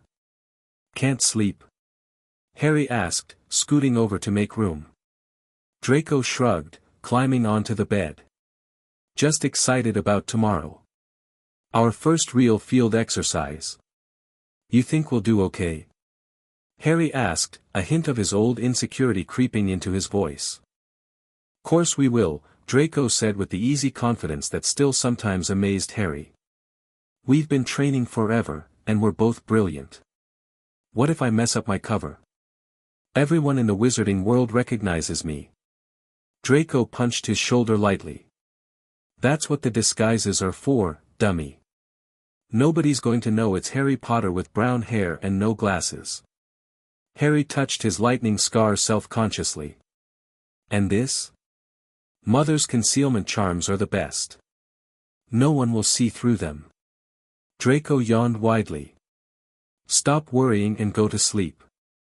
We need to be sharp tomorrow." As usual, Draco's matter-of-fact confidence calmed Harry's nerves. He still marveled sometimes at how quickly Draco had shifted from potential rival to fiercely loyal brother. The change hadn't been immediate, there'd been jealousy and adjustment in those early months, but now, a year later, Harry couldn't imagine life without Draco's protective bossiness and surprising moments of vulnerability. "Night, Draco," Harry murmured, already feeling sleep tugging at him. "Night," came the drowsy reply. "And don't hog the blankets this time." Diagon Alley bustled with midsummer activity. Witches and wizards in colorful robes moved between shops, children pressed their noses against Quidditch supply windows, and the sounds of commerce and conversation filled the air. Among them walked the Malfoy family, instantly recognizable by Lucius's distinctive platinum hair and aristocratic bearing, and Narcissa's elegant beauty. Less recognizable were the two boys accompanying them. Draco appeared as himself, haughty expression firmly in place for their public outing. But beside him walked a brown-haired, brown-eyed boy with unmarked forehead and wire-rimmed glasses, Harry in his carefully constructed disguise. "Remember your objective," Lucius murmured as they strolled past Gringotts. "Identify the 3 DMS agents in the alley without being spotted observing them." It was an exercise in counter-surveillance, a critical skill for young operatives in training. Somewhere in the crowded shopping district, 3 DMS agents were going about seemingly normal activities while actually monitoring the Malfoy family. The boys' task was to spot them without giving away that they'd done so. "We'll meet you at Flourish and Blots in 1 hour, Narcissa added, adjusting Harry's glasses, ordinary glass, but part of his disguise. "Stay together, and remember your extraction points if anything goes wrong." With that, the adults moved away, giving the appearance of allowing their son some supervised independence while actually testing their training. "Where should we start?" Harry asked, switching easily to his public persona, a cousin of the Malfoys visiting from the continent. "Fortescue's," Draco decided, playing his part as the leader. "We can see most of the main thoroughfare from the outdoor tables." As they made their way to the ice cream parlor, Harry felt a thrill of excitement mingled with nervousness. This wasn't just play acting in the manor, this was their first real-world exercise. They ordered ice creams, chocolate for Harry, vanilla with crystallized pineapple for Draco, and took a table with good sightlines of the street. "Don't stare," Draco reminded Harry quietly. "Quick glances, like we taught you. And remember what Father said about identifying markers." Harry nodded, licking his ice cream while letting his gaze wander naturally across the crowded street. DMS agents had certain tells, ways of moving, observational patterns, and positioning habits that could identify them to a trained eye. "Woman by the apothecary," Harry murmured after several minutes. "She's checked her watch 3 times but never actually looked at it. And she's positioned to see both the main street and the entrance to Nocturne Alley." Draco took a casual lick of his ice cream while shifting position to look where Harry indicated. "Good catch. Definitely agency stance, weight on the back foot, ready to move quickly." "1 down, 2 to go," Harry said, feeling a surge of confidence. They finished their ice creams and moved on, window shopping while continuously scanning the crowd. At Quality Quidditch Supplies, they spent several minutes admiring the new Clean Sweep 7, which gave them an excellent vantage point of another section of the alley. "Man with the Daily Prophet," Draco whispered. "By the Magical Menagerie. He's been reading the same page for 10 minutes, and his shoes are agency standard issue." Harry glanced casually in that direction. Got him. That's two. The third proved more difficult to spot. They wandered through several more shops, time ticking away toward their rendezvous at Flourish and Blott's. Harry was beginning to worry they'd fail the exercise when he noticed something odd about an elderly witch examining cauldrons outside Potage's shop. Draco, he murmured. That old lady with the purple hat. What's wrong with her left hand? Draco squinted slightly. Too steady, he realized after a moment. No age tremors, even though she looks at least 100. And her posture's too straight. Glamour charm, Harry concluded. That's our third. With all three agents identified and 20 minutes remaining before their rendezvous, the boys felt triumphant. They headed toward Flourish and Blott's, discussing whether they should try to subtly let the agents know they'd been spotted, a cheeky move Draco was advocating for. They never made it to the bookshop. 3 sharp cracks split the air, the unmistakable sound of apparition, and suddenly black-robed figures with silver masks materialized in the middle of Diagon Alley. Screams erupted as shoppers recognized the distinctive attire of Death Eaters. Death Eaters, a woman shrieked, and chaos descended. Extraction Point 3, Draco said instantly, grabbing Harry's arm. Come on. They'd been drilled repeatedly on emergency protocols. Extraction Point 3 was the narrow alley behind Ollivander's, where a concealed portkey disguised as a broken flower pot would transport them back to Malfoy Manor's secure room. They sprinted through the panicking crowd, staying low as curses began to fly. The DMS agents they'd identified earlier had dropped their covers and drawn wands, engaging the Death Eaters in fierce combat. There. Draco pointed toward the gap between buildings that would lead them to safety. As they ran, Harry glanced back over his shoulder, and froze.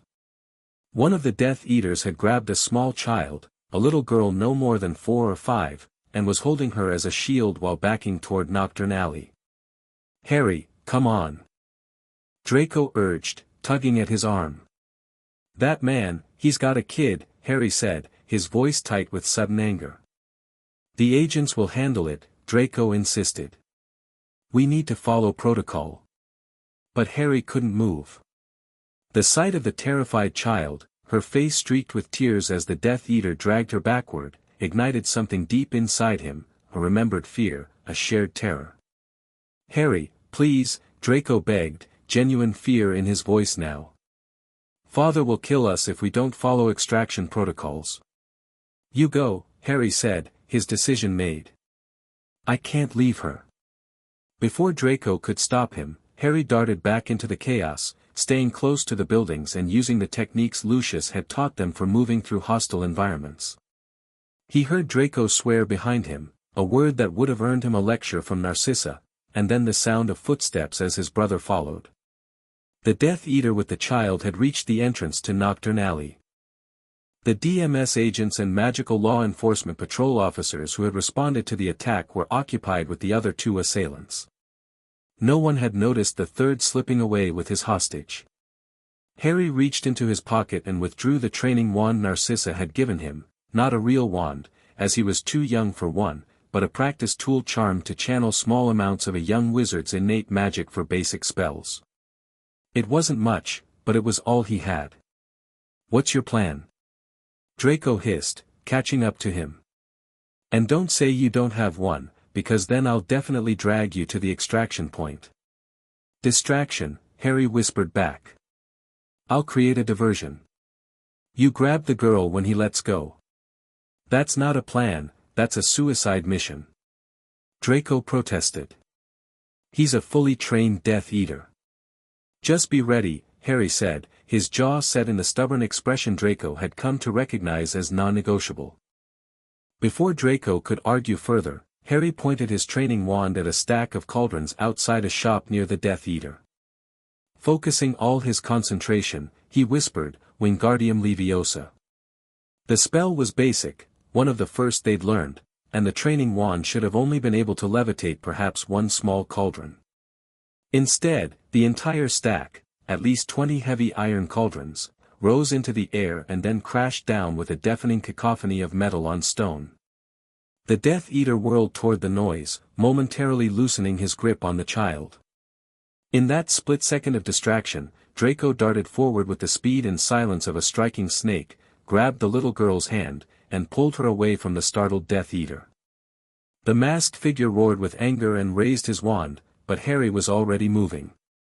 Channeling every ounce of fear and determination into his magic, he pointed his training wand and shouted, "Stupefy." It shouldn't have worked. Training wands couldn't channel stunning spells, and 7-year-olds shouldn't have had the magical strength to cast them anyway. But a jet of red light, far more powerful than should have been possible, erupted from Harry's wand and struck the Death Eater squarely in the chest, sending him flying backward into a wall with enough force to crack the bricks. He slumped to the ground, unconscious.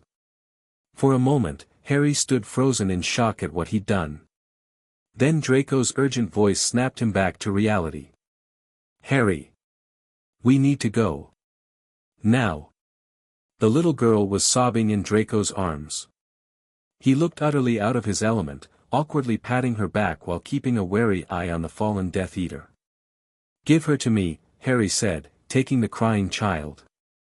"Run for extraction point 3. I'll follow with her. If you think I'm leaving you, I'll be right behind you," Harry promised. "But we need to get her to safety." Draco hesitated, then nodded sharply. 30 seconds. "If you're not there, I'm coming back." As Draco sprinted ahead, Harry carried the sobbing child, murmuring reassurances as they moved as quickly as possible toward the extraction point.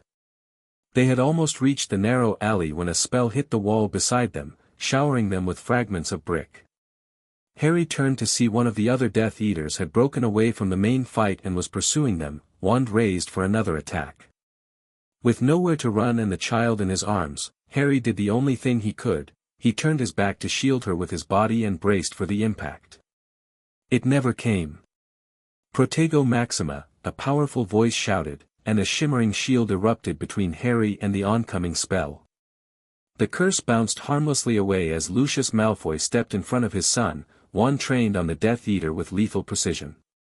"You dare attack a child in my presence?"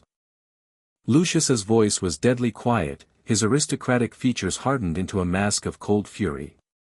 The Death Eater faltered, recognition visible even through the silver mask. "Malfoy? What are you?" He never finished the question.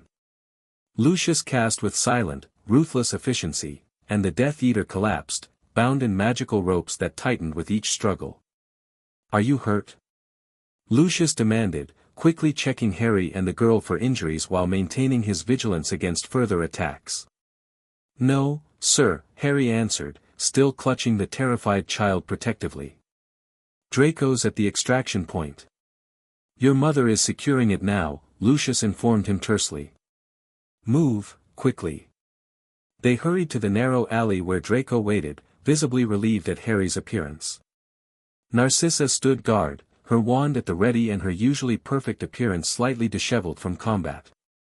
"Quickly, all of you, take hold," she instructed, indicating the broken flower pot that served as their emergency portkey.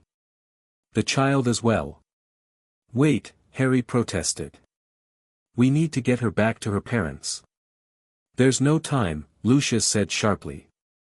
"The situation is escalating, and your safety is priority. Her family can be notified once you're secure." Harry wanted to argue further, but the grim expressions on both adults' faces stopped him. He shifted the still sobbing child to one arm and reached for the portkey with his free hand, feeling Draco and the adults do the same. "Portus," Narcissa murmured, activating the enchantment. The familiar but unpleasant sensation of being hooked behind the navel and spun through space seized them all. When they landed, they were in the secure room of Malfoy Manor, the heavily warded chamber used for the most sensitive family discussions. The little girl's cries increased in volume, clearly terrified by the portkey travel on top of everything else. Harry sat on the floor with her, keeping his voice gentle despite his own racing heart. "It's okay," he soothed. "You're safe now. No one's going to hurt you." "I want my mummy," she hiccuped between sobs. "We'll find her," Harry promised, looking up at Narcissa with pleading eyes. "Right?" Narcissa's expression softened slightly as she crouched beside them. "Of course we will, dear. What's your name, sweetheart?" "Sophie," the little girl whispered, her sobs quieting somewhat under Narcissa's gentle tone. "Well, Sophie, we're going to contact your parents right away," Narcissa assured her. "But first, would you like a hot chocolate while we wait? Our house elf makes the very best hot chocolate in all of Britain." Sophie nodded hesitantly, and Narcissa called for Dobby, who appeared with a crack that made the child jump. The house elf, sensing the situation, approached carefully with his ears lowered in a non-threatening posture. "Dobby will bring hot chocolate and biscuits for the little miss," he said softly. "And perhaps a blanket? Little witches and wizards often like Dobby's special comfort blanket after scary times." As Dobby departed to prepare these items, Lucius pulled Narcissa aside for a tense, whispered conversation. Meanwhile, Draco finally found his voice. "What were you thinking?" he demanded, rounding on Harry with uncharacteristic anger. "We're supposed to extract immediately in dangerous situations. That's the first rule." "I couldn't leave her," Harry said simply, still holding Sophie, who was watching their argument with wide, tearful eyes. "You could have been killed. That Death Eater was aiming to kill, not stun." "I know," Harry admitted. "But I couldn't." He glanced down at Sophie. "I know what it feels like to be scared and have no one help you." The raw honesty in his voice deflated Draco's anger instantly. He sighed heavily and sat down next to Harry and Sophie on the floor. "Next time you decide to be stupidly heroic, at least warn me first," he grumbled, but there was no real heat in his voice. After a moment, he added more quietly, "That was an incredible stunning spell, though. How did you do that with a training wand?" Harry shook his head. "I don't know. I just really needed it to work." Their conversation was interrupted by Lucius's approach. The elder Malfoy's face was composed once more, but tension remained visible in the set of his shoulders. "The Ministry has been notified of Sophie's whereabouts," he informed them. "Her parents will be brought here shortly once the situation in Diagon Alley is under control." "What happened back there?" Harry asked. "Why did Death Eaters attack the alley?" A shadow crossed Lucius's face. "That is precisely what we need to determine. But first," his expression hardened as he looked between the boys, "we need to discuss your complete disregard for extraction protocols." Harry and Draco exchanged apprehensive glances. They'd never seen Lucius truly angry with them before, but the cold disappointment in his voice suggested they were about to. "Father, it was my fault," Harry said quickly. "Draco tried to make me follow the protocols, but I wouldn't listen." "Do not attempt to shield your brother," Lucius replied sharply. "Both of you failed to follow critical safety procedures that we have spent months drilling into you." "But sir," Harry protested, "that man had Sophie. He was going to take her. And there were trained agents on site whose job it was to handle the situation," Lucius countered. "Your job was to ensure your own safety, as you had been explicitly instructed. So we were just supposed to let him take her?" Harry asked, a hint of defiance creeping into his voice. Before Lucius could respond, Narcissa returned with Dobby, who carried a tray bearing hot chocolate, biscuits, and a soft blanket that seemed to shimmer with gentle, comforting magic. The house elf set these down beside Sophie, who had calmed somewhat in Harry's arms. "Perhaps this discussion should wait until our guest is settled elsewhere," Narcissa suggested diplomatically, giving Lucius a meaningful look. "Dobby can watch over her in the blue sitting room while we talk." After Sophie had been gently transferred to Dobby's care, the house elf promising stories about friendly dragons and enchanted forests, the Malfoys gathered around the secure room's conference table for a proper debrief. First, Lucius began, his tone marginally less severe, "Explain your decision-making process from the moment the attack began." Harry and Draco recounted the events in detail, their initial move toward the extraction point, Harry's decision to intervene when he saw Sophie being taken, and the subsequent confrontation with the Death Eater. And then Harry cast a stunning spell that sent the Death Eater flying, Draco concluded. With a training wand. It shouldn't have even been possible. Both adult Malfoys focused intently on Harry at this revelation. Show me the wand, Narcissa requested. Harry withdrew the simple practice wand from his pocket and placed it on the table. It looked unchanged, but when Narcissa cast a diagnostic charm over it, she frowned at the results.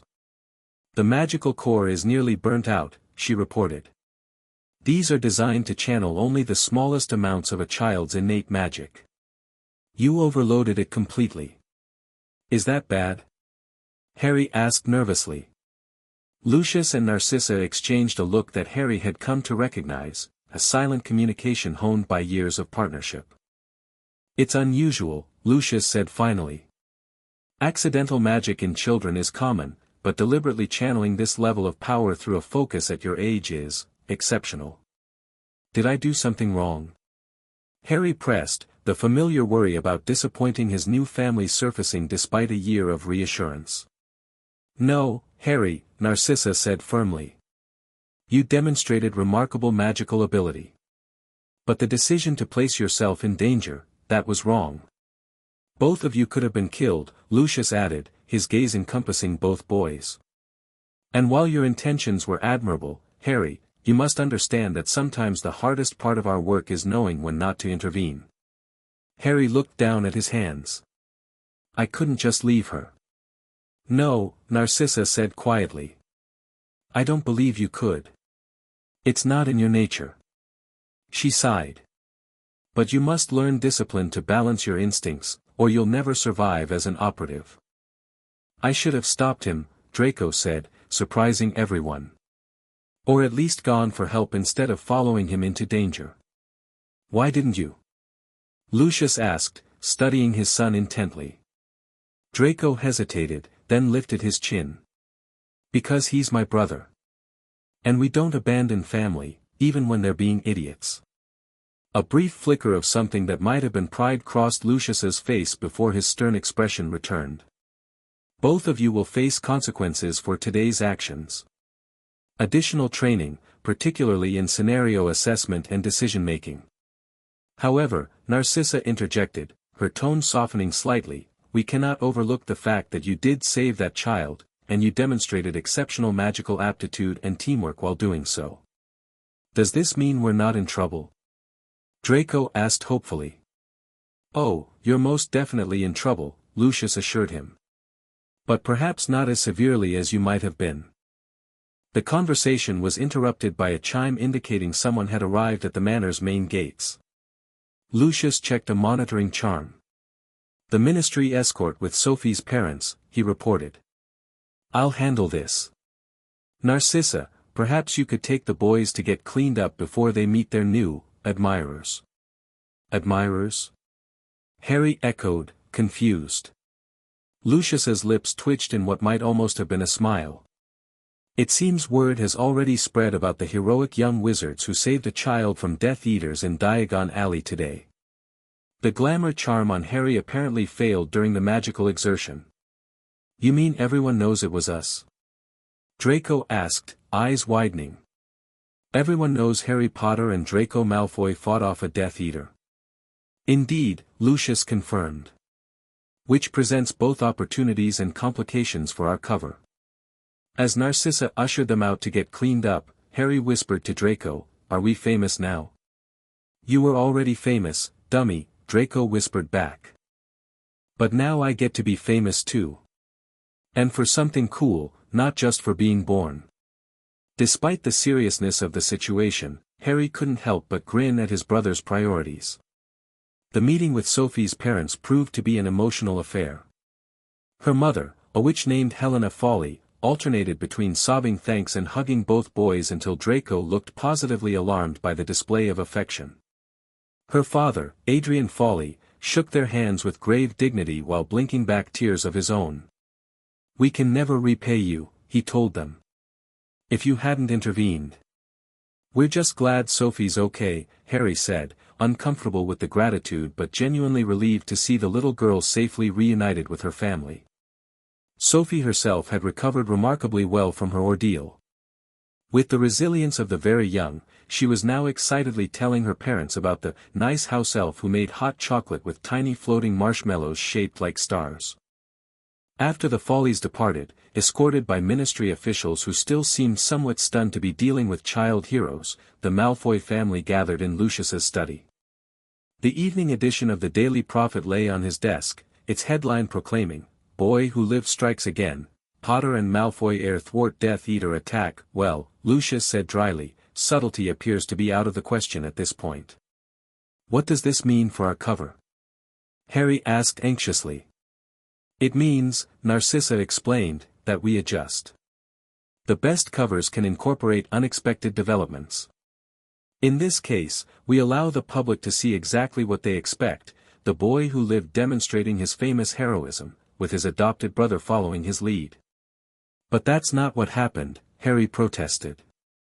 "Draco was the one who actually saved Sophie. I just distracted the Death Eater. And cast an impossible stunning spell," Draco added. "Don't leave that part out." "Nevertheless," Lucius continued, "this narrative serves our purposes. Harry Potter, the boy hero who defies expectations. Draco Malfoy, influenced by Potter's Gryffindor tendencies despite his proper upbringing. And the Malfoys, gradually being drawn into the orbit of the light despite our complicated history. It's actually quite elegant," Narcissa mused. "Especially given that we didn't plan it." A chime from the fireplace interrupted them. Lucius waved his wand, and M's face appeared in the flames, her expression even more severe than usual. "Secure channel," she stated rather than asked. Lucius activated additional privacy wards with a flick of his wand. "Secured." What part of "maintain a low profile" was unclear, Serpent. M demanded without preamble. "The boys are all over the Evening Prophet. Every former Death Eater in Britain now knows exactly where to find Harry Potter." "A situation that developed despite our precautions," Lucius replied calmly. "The attack was not anticipated by your intelligence division." "That's being investigated separately," M said crisply. "But this exposure changes our operational parameters. The level of magical power Potter displayed is concerning." Harry shifted uncomfortably, not liking the way she talked about him as though he weren't present. "Concerning how?" Narcissa asked, her tone cooling noticeably. "The department believes he may require more specialized training than a field family can provide," M answered. "I'm dispatching Agent Pike to assess the situation tomorrow." Both adult Malfoys tensed at this name, though they maintained their composed expressions. "Is that necessary?" Lucius inquired, his casual tone belied by the subtle tightening of his grip on his cane. "Our reports have been thorough. This is not negotiable, Serpent," M replied. "Pike arrives at 0900 hours. Have the boy ready for evaluation." The fire flared and went out, leaving an uncomfortable silence in its wake. "Who's Agent Pike?" Harry finally asked. "Augustus Pike," Narcissa answered, her voice carefully neutral. "DMS training specialist. He has particular views on how assets should be developed. He doesn't like children much," Draco translated bluntly. "I met him once at headquarters when Father took me. He kept calling me the subject instead of my name." "Will he take me away?" Harry asked quietly, the fear he thought he'd left behind at the Dursleys suddenly resurging. "No," Lucius stated with such firm conviction that Harry immediately felt reassured. "Pike may assess, but you remain under our guardianship.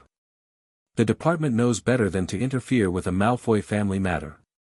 Despite this assurance, the adults exchanged another of their meaningful glances, and Harry sensed there was more to the situation than they were sharing. "Bed, both of you," Narcissa instructed, rising gracefully. "Tomorrow will be challenging enough without exhaustion complicating matters." As they left the study, Harry caught a glimpse of Lucius removing a small silver object from a hidden compartment in his desk, something that looked like a communication device he'd never seen before. Clearly, other conversations would happen once the children were out of earshot. In the hallway, Draco nudged Harry's shoulder. "Don't worry about Pike," he whispered. "Father won't let him take you anywhere. And if he tries, I know where the emergency port keys are hidden." The casual way Draco promised what amounted to kidnapping Harry away if necessary made him smile despite his anxiety. Whatever happened tomorrow, he wasn't alone anymore. Agent Augustus Pike arrived precisely at 9 o'clock the following morning. He was tall and gaunt, with close-cropped gray hair and the hard eyes of someone who viewed people as puzzles to be solved rather than individuals to be understood. His DMS uniform bore additional insignia marking him as a senior operative, though he carried himself with none of the elegant confidence that characterized Lucius. Instead, Pike moved with mechanical precision, each gesture economical and coldly efficient. Harry and Draco had been instructed to wait in the formal drawing room, dressed in the simple gray training clothes used for their lessons. Lucius and Narcissa received Pike in the entrance hall, their voices too low to overhear. "He looks like he'd break if he tried to smile," Draco whispered, peering through the partially open door at their visitor. "Maybe that's why he doesn't try," Harry whispered back, trying to mask his nervousness with humor. The adults entered the drawing room, and both boys straightened automatically. Harry noticed Pike's critical gaze sweep over him, assessing and cataloging. "Potter," Pike acknowledged with a curt nod. "Malfoy." This to Draco, with marginally less interest. "Agent Pike will be conducting a series of evaluations today," Lucius informed them, his voice carrying its public formality. "You will give him your full cooperation." "Yes, sir," both boys responded in unison. "I'll begin with individual assessments," Pike announced. "Potter first." "Alone." Narcissa's expression remained perfectly pleasant, but Harry detected the slight narrowing of her eyes that indicated displeasure. "Our training facilities are at your disposal, of course," she said smoothly. "Though I should mention that the boys' training has always been conducted jointly." "That ends today," Pike stated flatly. "Department protocol for high-value assets requires individualized assessment and training programs." Harry's stomach tightened at being referred to as an asset rather than a person. He glanced at Draco, who looked equally unsettled. "Very well," Lucius conceded with calculated reluctance. "Draco will continue his regular lessons with his mother while you evaluate Harry." The assessment began in the Manor's training room, a large, well-equipped space where the boys usually practiced both magical and physical skills. Pike ordered Harry through a punishing series of tests: magical ability using various training wands, physical endurance, reflex response, memory recall, and problem-solving under pressure. Throughout it all, Pike maintained a clinical detachment, rarely speaking except to issue commands and never offering praise or criticism, only noting results on a charmed tablet that recorded his observations. By midday, Harry was exhausted and increasingly unsettled by Pike's impersonal approach. "Your magical core shows unusual development for your age," Pike observed during a brief break. "Consistent with yesterday's incident report. Tell me about the moment you cast the stunning spell." Harry sipped the water Dobby had silently provided, choosing his words carefully. "I was scared for Sophie. I just knew I needed to stop the Death Eater." Emotional trigger, then, Pike noted on his tablet. "Consistent with pattern. The department has protocols for channeling such responses more effectively." "Sir." Harry ventured. "What exactly are you evaluating me for?" Pike looked at him directly for the first time in hours. "Your potential as a weapon, Potter. That's what you are, after all. The only person known to have survived the killing curse. The boy prophesied to defeat the Dark Lord. The department would be negligent not to develop such a valuable asset." The blunt assessment chilled Harry more than any of the physical tests had. "I'm not a weapon. I'm just Harry." A thin, humorless smile crossed Pike's face. "That's what the Malfoys have encouraged you to believe. It's understandable, they've grown attached, despite their training. But attachment compromises operational effectiveness. They're my family, Harry said firmly. They're your handlers, Pike corrected.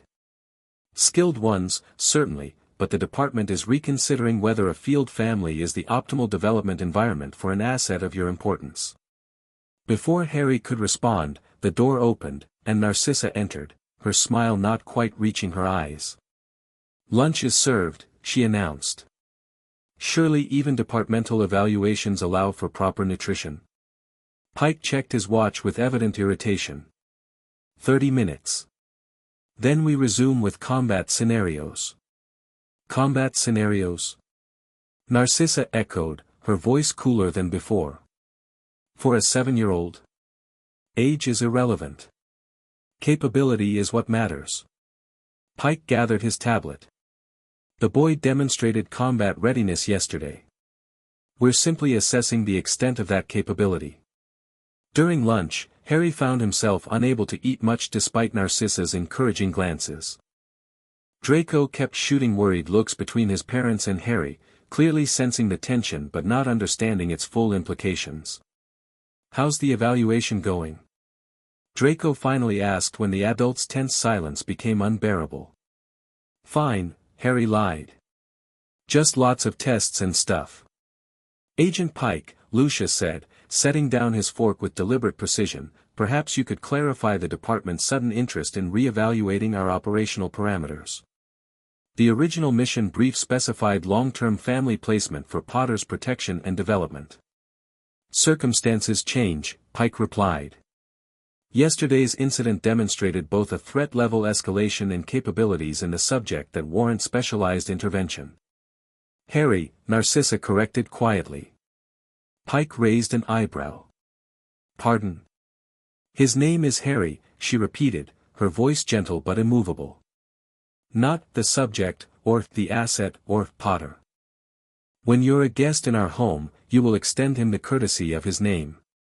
A brief, charged silence followed this rebuke. Pike's expression didn't change, but something cold flickered in his eyes. Very well. Harry's development requires specialized intervention that a field family may not be equipped to provide. The department has facilities designed specifically for training operatives with unique magical signatures. You mean isolation facilities, Lucius translated, his voice hardening. Where children are separated from all emotional attachments to maximize their focus on training. Emotional attachments create vulnerabilities, Pike stated as though reciting a fundamental truth. Yesterday proved that. The boy risked his life for a stranger because of an emotional response. In our line of work, that's a fatal flaw. In our line of work, Narcissa countered, humanity is what separates us from those we fight against. Harry acted out of compassion, a quality we've deliberately nurtured, not discouraged. Pike studied them both with clinical interest. This is precisely why field families are problematic for high-value assets. You've lost operational objectivity. We've gained perspective, Lucius corrected smoothly. And created a cover so convincing that even our charge believes in it. Isn't that the ultimate goal of deep cover work, Agent Pike? A silent battle of wills stretched across the dining table. Harry looked between the adults, suddenly understanding that his future hung in the balance of this quiet confrontation. The realization that the Malfoys were actively fighting to keep him, even against their own organization, filled him with both warmth and fear. The evaluation will continue this afternoon, Pike finally said, rising from the table. I'll make my recommendation to M afterward. As Pike left the room, presumably to report in privately, Narcissa immediately moved to Harry's side. Are you all right? She asked, dropping her formal demeanor. Has he been pushing you too hard?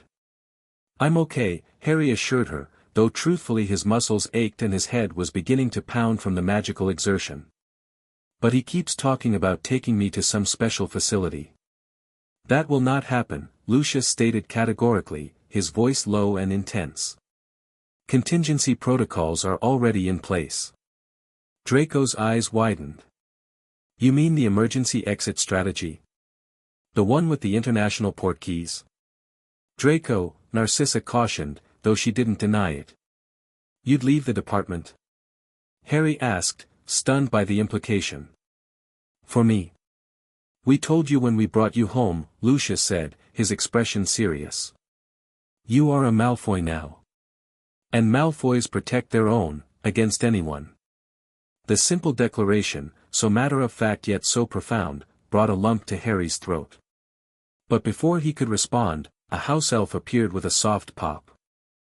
Master Lucius, the elf squeaked anxiously, Agent Pike is using the restricted flow connection.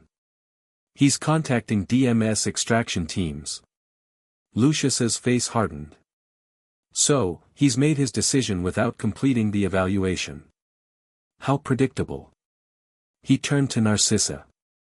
Safe House Protocol 7. Now. Without hesitation, Narcissa drew her wand. Boys, come here quickly. What's happening? Harry asked, even as he obeyed. Agent Pike has exceeded his authority, Lucius explained tersely, retrieving something from a hidden compartment in the dining room wall, a small wooden box carved with runes. We're implementing protective measures. He's trying to take Harry, isn't he? Draco demanded, moving protectively closer to his brother. Yes, Narcissa confirmed, her voice calm despite the urgency of her movements. But we anticipated this possibility. You're both going to one of our secure safe houses while we resolve the situation. From the wooden box, Lucius withdrew what appeared to be a toy soldier, small enough to fit in the palm of his hand. This port key will activate in 60 seconds. It will take you to Safe House Emerald. Stay there until either your mother or I come for you personally. Trust no one else, no matter what they say. But what about you? Harry asked, suddenly afraid. If you go against the department, we have contingency plans, Narcissa assured him, pressing a small beaded bag into Draco's hands. Everything you need is in here, emergency supplies, communications, defensive measures. Remember your training. The port key began to glow, signaling its imminent activation. Lucius placed it in Harry's palm, closing the boy's fingers around it. Hold tight to each other, he instructed. Draco, you know the safe house protocols. Implement full security measures immediately upon arrival. I will, Father, Draco promised, his young face suddenly serious beyond his years. He gripped Harry's free hand tightly. We'll come for you soon, Narcissa said, her composure slipping just enough to reveal the fierce maternal protectiveness beneath. She pressed a quick kiss to each boy's forehead. Stay together. Trust each other. The last thing Harry saw before the port key activated was Lucius and Narcissa drawing their wands and moving toward the door with the synchronized precision of partners who had faced danger together many times before. Then the hook behind the navel sensation seized him, and the manor disappeared in a swirl of color. Safe House Emerald turned out to be a small cottage nestled in what appeared to be dense woodland. The boys landed in the main room, a cozy space with a stone fireplace, comfortable furniture, and windows charmed to show the surroundings while remaining opaque from the outside. Despite its rustic appearance, Harry could sense powerful protective magic humming in the walls. Where are we? He asked, regaining his balance after the port key journey. Scotland, I think, Draco replied, immediately moving to a panel beside the fireplace. He pressed his palm against it, and the wood glowed briefly. Activating security protocols.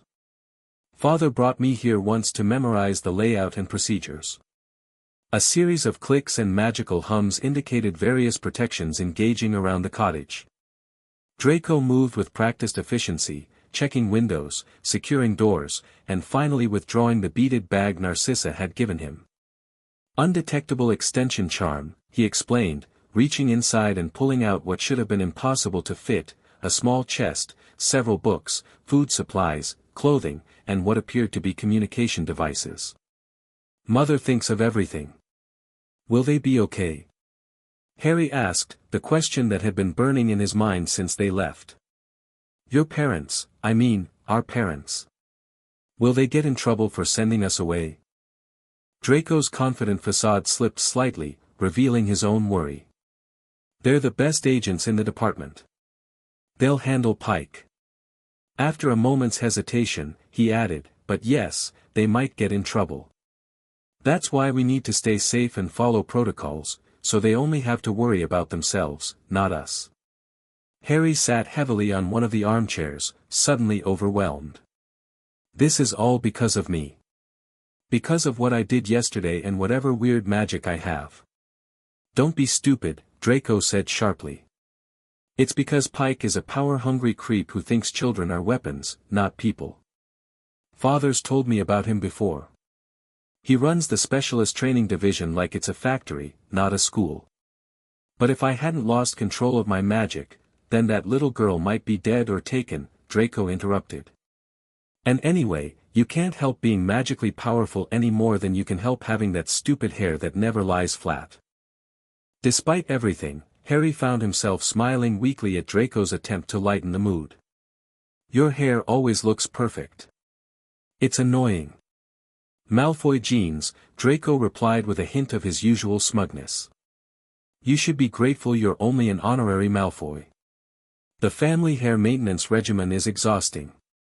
The brief moment of normality was shattered by a sharp chime from one of the devices Draco had removed from the bag. He grabbed it, a small silver sphere that was now pulsing with soft blue light. Proximity alert, he explained tensely. Someone's approaching the outer wards. Harry jumped to his feet. Your parents. They'd used the secure channel to warn us first, Draco said, moving quickly to a concealed panel in the wall. He slid it open to reveal a small arsenal of defensive items, not wands, which they were too young to use legally, but various magical devices designed for protection. Take this, he instructed, handing Harry what looked like a small silver disc. Emergency shield generator. Press the center if someone gets too close. Draco selected several items for himself, including what appeared to be smoke pellets and a mirror-like device. Periscope, he explained. Lets us see outside without being seen. They moved to the window, where Draco carefully positioned the periscope in a tiny gap in the curtains. His expression turned confused as he looked through it. It's a woman, he reported. Not from the department, wrong uniform. She's wearing, wait, that's an aura robe. Harry frowned. Why would an aura be here? This place is supposed to be unplottable. Exactly, Draco muttered. She shouldn't be able to find this location unless. He trailed off, his face paling. Unless someone at the department gave her the coordinates. A knock at the door made them both jump. Hello? A woman's voice called. Is anyone there? Department of Magical Law Enforcement. I'm here to help. The boys exchanged worried glances. Safe house protocol says we don't open for anyone except mother or father, Draco whispered. I know you're in there, the voice continued, sounding concerned rather than threatening. My name is Aura Tonks. I received information that 2 children might be in danger at this location. Definitely a trap, Draco decided. Father always says that if someone claims they're there to help, they almost never are. The periscope showed the woman, Aura Tonks, examining the wards around the cottage with a puzzled expression. She didn't appear to be attempting to breach them, merely assessing. Hello, she called again. Look, I'm going to step back from the door and put my wand on the ground, okay? I just want to make sure you're safe. Through the periscope, they watched as she did exactly that, placing her wand on the ground and backing several paces away, hands raised to show she was now unarmed. That's not what someone setting a trap would do, Harry said uncertainly. Unless it's a really clever trap, Draco countered. Maybe there are others hiding in the trees. Harry took the periscope and checked the surrounding area carefully. I don't see anyone else. And she really did put down her wand. Another chime from the monitoring device interrupted them, this one with a different tone and a green light rather than blue. Secure channel activation, Draco explained, grabbing a small mirror from the supplies Narcissa had packed. He tapped it with his finger, and Lucius's face appeared in the reflective surface. Father. Draco exclaimed with evident relief. There's an Auror outside the safe house. Tonks, Lucius confirmed. She's there on my instructions. The situation has escalated at the manor. What happened? Harry asked, leaning into view of the mirror. A small cut was visible on Lucius's cheek, and his normally immaculate appearance showed signs of recent conflict. Pike attempted to implement an unauthorized extraction. When we refused to disclose your location, he called in a DMS tactical team. Are you and Mother okay? Draco demanded, fear evident in his voice despite his attempt to maintain composure. Your mother is currently negotiating with M, Lucius replied. I've reached out to our contacts in the Aura department to intercept you before the DMS can locate the safe house. Tonks is Andromeda's daughter, your mother's niece. She can be trusted, but only for the next step. Which is what? Harry asked. She'll take you to a secondary location, one not even the department knows about. Narcissa and I will meet you there once we've resolved the situation. Draco looked troubled. But Safehouse Protocol is being amended due to exceptional circumstances, Lucius stated firmly. Auror Tonks has the passphrase. She'll identify herself properly. As if on cue, the woman outside called again. The serpent sheds its skin when the nightshade blooms. Draco relaxed visibly at the correct passphrase. What's the countersign? He asked his father. But the dragon guards the lightning all the same, Lucius supplied. Go with her quickly. Communication blackout after this call until we re-establish contact at the secondary location. Be careful, Harry said, unable to keep the worry from his voice. Something softened briefly in Lucius's expression. We will. Remember your training, both of you. And. He hesitated, then added with uncharacteristic openness, we're proud of you. Both of you. The mirror went dark, leaving the boys staring at their own reflections. After a moment, Draco squared his shoulders and moved toward the door. Gather the emergency supplies, he instructed Harry. I'll verify her identity. Draco approached the door but didn't open it. What's the countersign? He called through the heavy wood. But the dragon guards the lightning all the same, Tonks replied promptly. With a deep breath, Draco disengaged the security wards and opened the door, revealing a young woman with a heart-shaped face and, surprisingly, bright pink hair. She looked nothing like what Harry had expected from an Auror. Watcher, she greeted them with a grin that somehow managed to be both friendly and reassuring. You must be Draco and Harry. Nice security setup you've got here. You're really an Auror. Harry couldn't help asking, taking in her youthful appearance and unusual hair. Graduated top of my class last year, she confirmed, retrieving her wand from where she placed it on the ground. And yes, the hair is unprofessional, but it's my day off. I'm only here because Uncle Lucius called in a family favor. Uncle Lucius? Draco repeated skeptically. Well, he's my mother's brother-in-law, which makes him my uncle, sort of, Tonks explained. Family tree's a bit complicated. Mum was disowned for marrying my dad, but apparently family still counts when there's an emergency. She glanced around the safe house with professional interest. We should move quickly.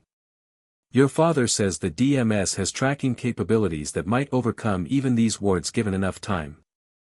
Harry finished gathering the essential supplies into the beaded bag while Draco conducted a final check of the safe house, erasing any evidence of their presence. With practiced efficiency that would have impressed their parents, the boys completed the evacuation protocol in under 3 minutes. Ready, Draco announced, rejoining them at the door. Where are we going? Can't say exactly, Tonks replied. That's part of the security protocol your father established. We'll use a 2-stage transportation method to prevent tracking. She produced what appeared to be an ordinary Muggle playing card, the Queen of Hearts. This port key will take us to an intermediate location. From there, we'll use a different method to reach the final destination. How do we know we can trust you? Harry asked, the past year of security training asserting itself despite Lucius's instructions. Tonks regarded him with approval rather than offense. Smart question. Your father said you'd ask that. She reached into her pocket and withdrew a small silver object that Harry recognized immediately, a miniature replica of the constellation Draco that Narcissa had given her son for his last birthday. Mother sent that, Draco confirmed, tension visibly leaving his shoulders. It's legitimate. With the boys' trust established, they gathered around the playing card. Tonks counted down, 3, 2, 1, and the familiar pulling sensation of portkey travel whisked them away from Safe House Emerald. The intermediate location turned out to be a deserted stretch of coastline, wild and windswept. Before they could even get their bearings, Tonks was already leading them toward what appeared to be an ordinary rowboat pulled up on the shore. Unregistered transportation, she explained, helping them into the boat. Not traceable by conventional magical means. As soon as they were seated, the boat began to move of its own accord, sliding into the water and cutting through the waves without oars or sails. A subtle shimmer in the air around them suggested concealment charms at work. What exactly happened with Agent Pike? Harry asked as they traveled. Why did he suddenly decide to take me away? Tonks's expression sobered. Politics, mostly. From what your father told me, Pike's been pushing for more control over specialized operatives for years. Your display of power yesterday gave him the excuse he needed to make a move. But the department can't just take children from their families. Harry protested. They can if the families are department operatives, Tonks explained grimly. When your parents joined, they signed agreements giving the DMS certain rights. They've been fighting those clauses for years, apparently, pushing for reforms. This situation just brought the conflict to a head. So it is my fault, Harry said quietly. Not even slightly, Tonks contradicted firmly. From what I understand, Pike's been looking for an opportunity like this for ages. If it hadn't been you, it would have been some other child with unusual abilities. Draco, who had been silently watching the waves, suddenly asked, Are our parents going to leave the department over this? Tonks hesitated before answering. I think that depends on how the negotiations go. Your mother is apparently quite persuasive when her family is threatened. The boat began to slow as they approached what appeared to be nothing but open sea. Tonks stood carefully, maintaining her balance with surprising grace for someone who had stumbled twice just walking to the shore. We're here, she announced, though here seemed to be the middle of nowhere. She raised her wand and made a complex pattern in the air. For a moment, nothing happened. Then, like a veil being drawn aside, a small island appeared before them where there had been only empty ocean moments before. A modest stone cottage stood on the island's highest point, surrounded by a garden that seemed impossibly lush given the harsh coastal environment. The boat docked itself at a small wooden pier, and Tonks helped the boys disembark. Welcome to Black Isle, she told them as they walked up a winding path toward the cottage. Family property, completely off any magical registry. Even the DMS doesn't know it exists. Because it technically doesn't, Draco realized. It's under a Fidelius charm. Among other protections, Tonks confirmed. Your mother is the secret keeper. She shared the location with me just this morning, which is why I can bring you here. The cottage interior was simply but comfortably furnished, with a distinct feeling of having been prepared specifically for their arrival.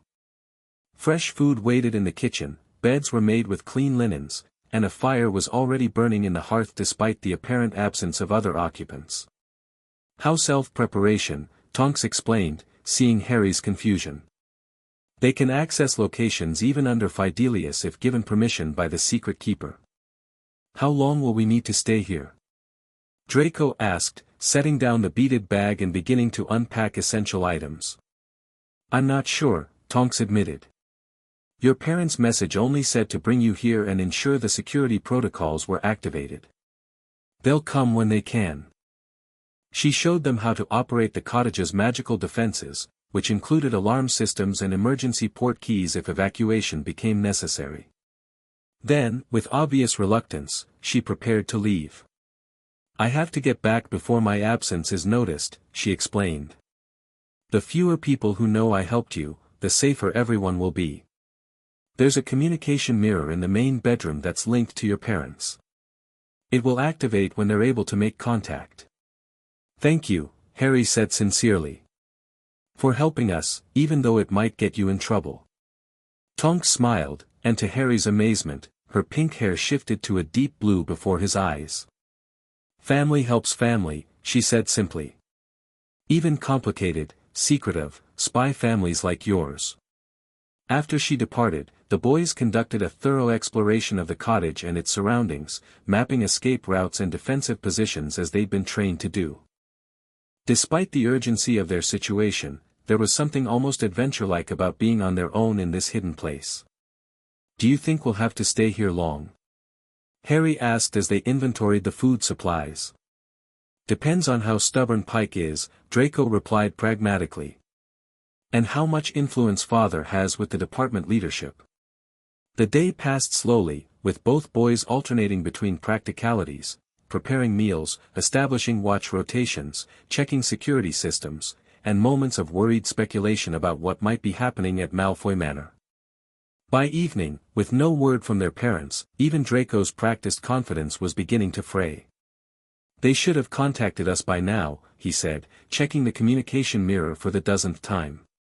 "Maybe the negotiations are just taking a long time," Harry suggested, trying to sound more hopeful than he felt. They prepared a simple dinner from the supplies, neither particularly hungry but both aware of the importance of maintaining their strength. As darkness fell, the cottage seemed to grow smaller, the silence more oppressive. "We should sleep in shifts," Draco decided as they cleaned up after the meal. "You take first watch, wake me in 4 hours." "What exactly am I watching for?" Harry asked. "This place is under a Fidelius charm. No one can find us unless your mother tells them where we are." "Just watch anyway," Draco said, unable to articulate the nameless anxiety that had been building throughout the day. "I'd feel better." Harry nodded, understanding the feeling perfectly. "Go get some sleep. I'll keep an eye on things." Draco hesitated in the doorway to the smaller of the cottage's 2 bedrooms. "Harry? Do you think they're okay?" The uncharacteristic vulnerability in his brother's voice made Harry swallow hard. "Of course they are," he said with more certainty than he felt. "They're the best agents in the department, remember? And they've got each other's backs." Draco nodded, seemingly reassured, and disappeared into the bedroom. Harry settled himself in a chair by the window, watching the moonlight on the waves surrounding their small island refuge. Despite his brave words to Draco, worry gnawed at him. What if something had gone terribly wrong?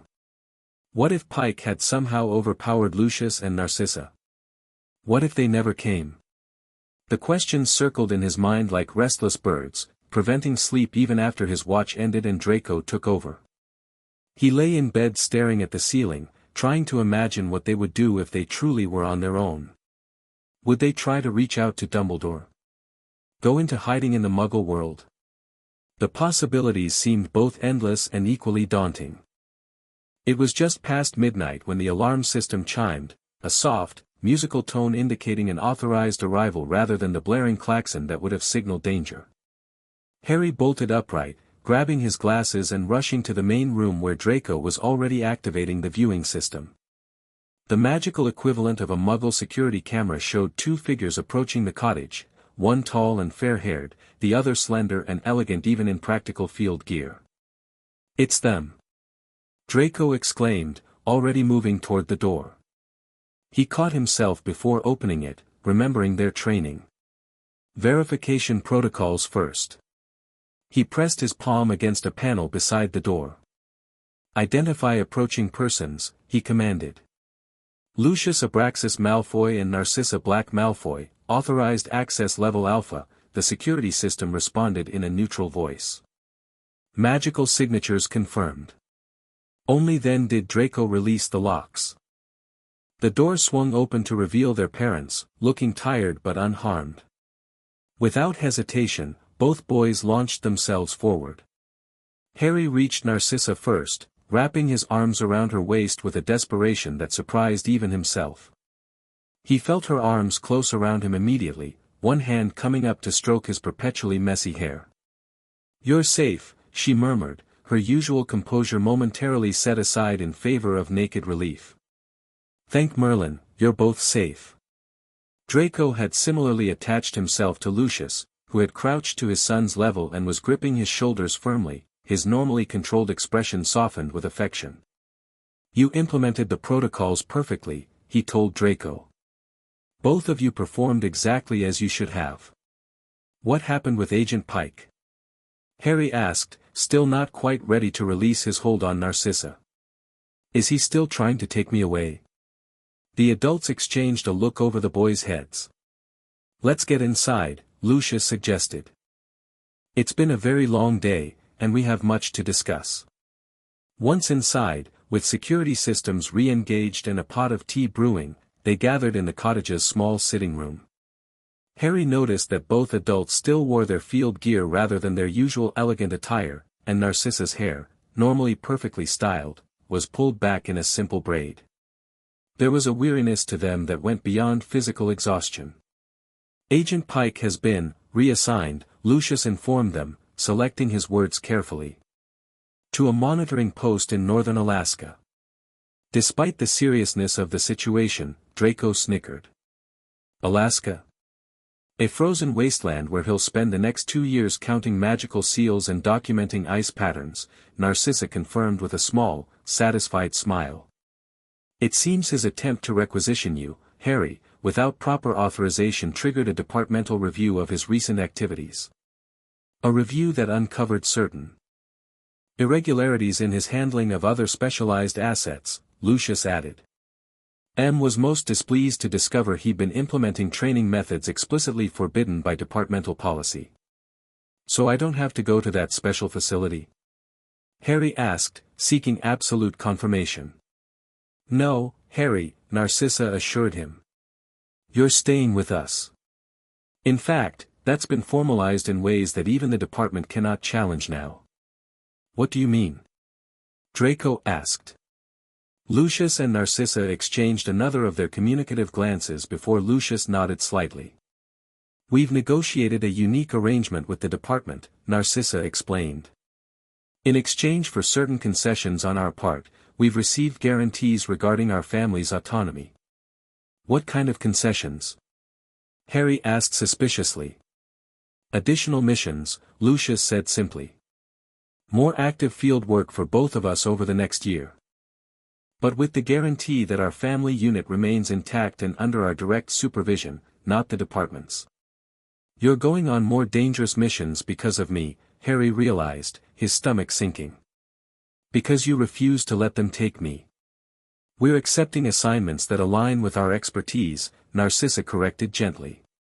"And in return, we've secured something far more valuable than merely keeping the status quo." From inside her field jacket, she withdrew a small wooden box. Opening it revealed what appeared to be 4 identical silver pendants, each shaped like a stylized shield with intricate runes engraved on the surface. "A family protection bond," she explained. "Sanctioned and registered with both the department and the Ministry of Magic. Legally and magically binding." Harry looked at the pendants with confusion. "What does that mean exactly?" "It means," Lucius said, his voice uncharacteristically soft, "that you are now legally and magically recognized as our sons. Both of you. The bond creates a family connection that cannot be severed by the department or anyone else. A blood-bound family protection charm," Narcissa continued. "It will alert us if either of you is in danger, allow us to find you anywhere in the world, and create a protective connection that draws on our combined family magic." "Like adoption, but stronger?" Harry asked, trying to understand. "Much stronger," Lucius confirmed. "In the magical world, blood-bound family charms are the most ancient and powerful form of familial connection. They're rarely used in modern times because they're irreversible and create permanent magical links between the participants." "And the department agreed to this?" Draco asked skeptically. They had little choice, Narcissa said with a hint of satisfaction. Not after Pike's unauthorized actions exposed them to potential legal consequences. This resolution allows them to save face while giving us what we truly wanted all along. Which was what? Harry asked. A family that no one can take apart, she answered simply. Not the department, not the ministry, not even Dumbledore. The significance of what they were offering slowly dawned on Harry. This wasn't just protection or guardianship. This was permanent. A real family, his own family, bound by magic and choice rather than only blood. Do you want this, Harry? Lucius asked, watching him closely. The charm requires willing participation from all involved. There's no obligation. Would I? Harry hesitated, then pushed forward with the question burning in his heart. Would I be a Malfoy? Officially? Your name would legally become Harry James Potter Malfoy, Narcissa explained. Honoring your birth parents while recognizing your place in our family. Harry looked at Draco, suddenly uncertain. Would that be okay with you? Me having your name too? Draco rolled his eyes, though the effect was somewhat undermined by the suspicious brightness in them.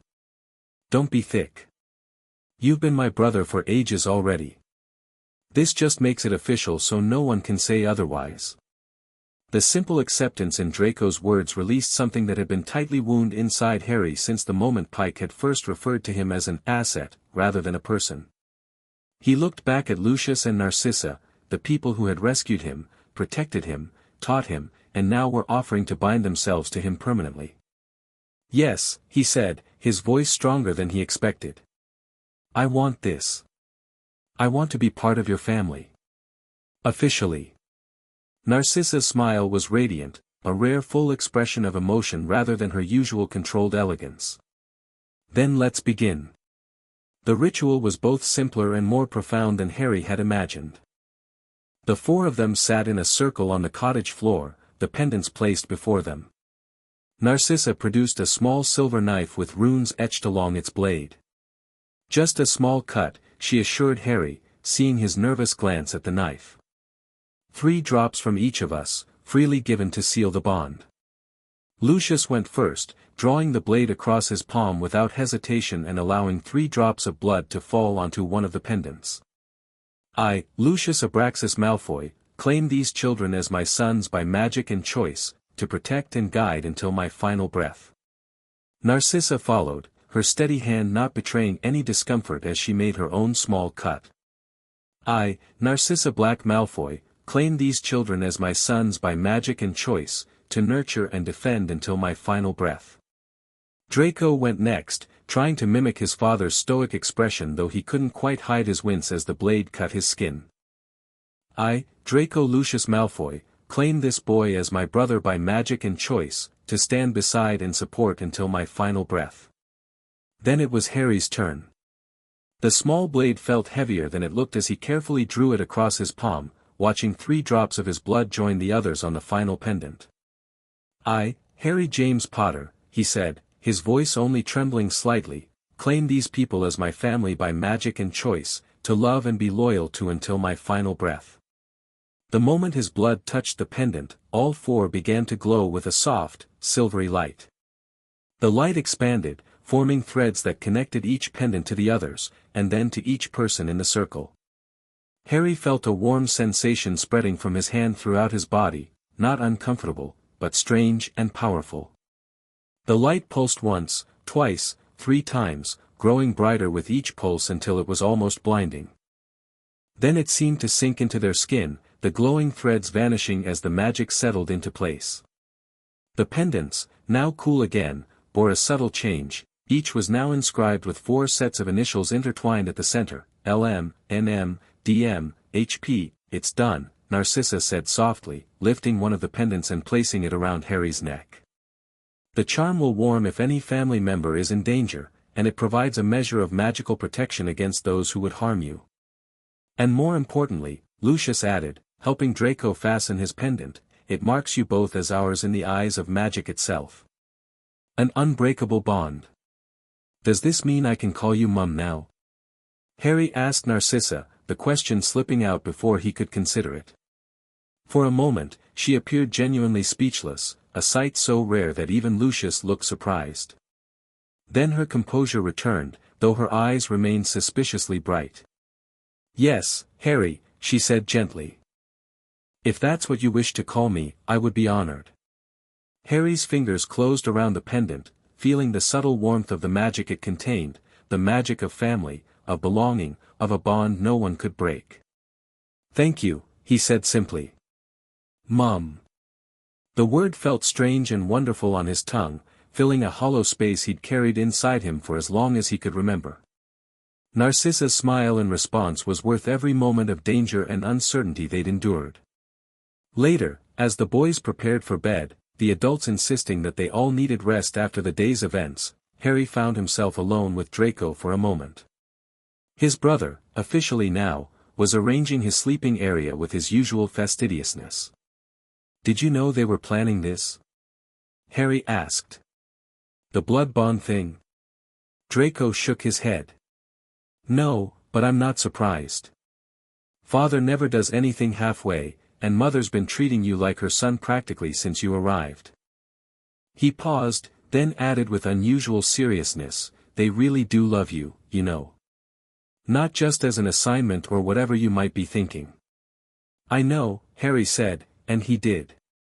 The events of the past 2 days had proven beyond any doubt that Lucius and Narcissa valued him as more than just a mission objective.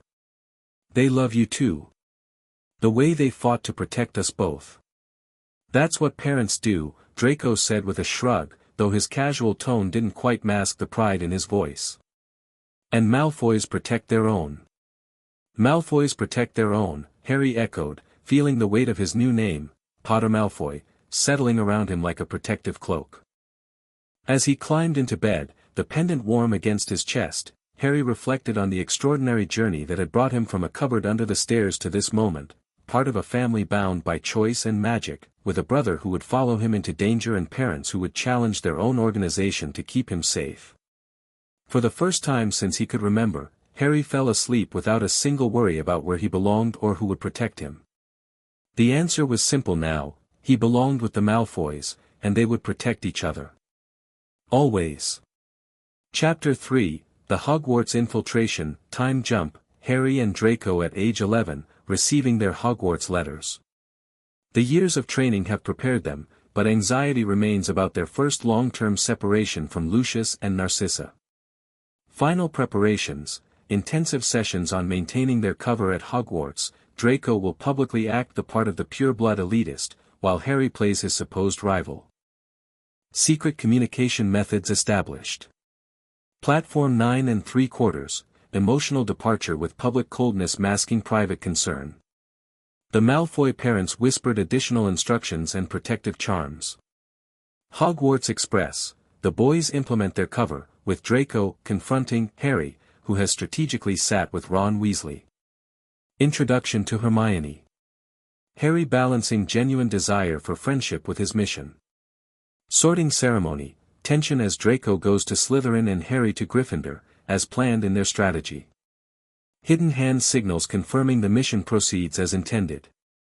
Initial weeks, establishing their school personas while secretly meeting to compare notes on suspicious activity. Harry's struggle with genuinely liking Ron and Hermione while keeping secrets from them.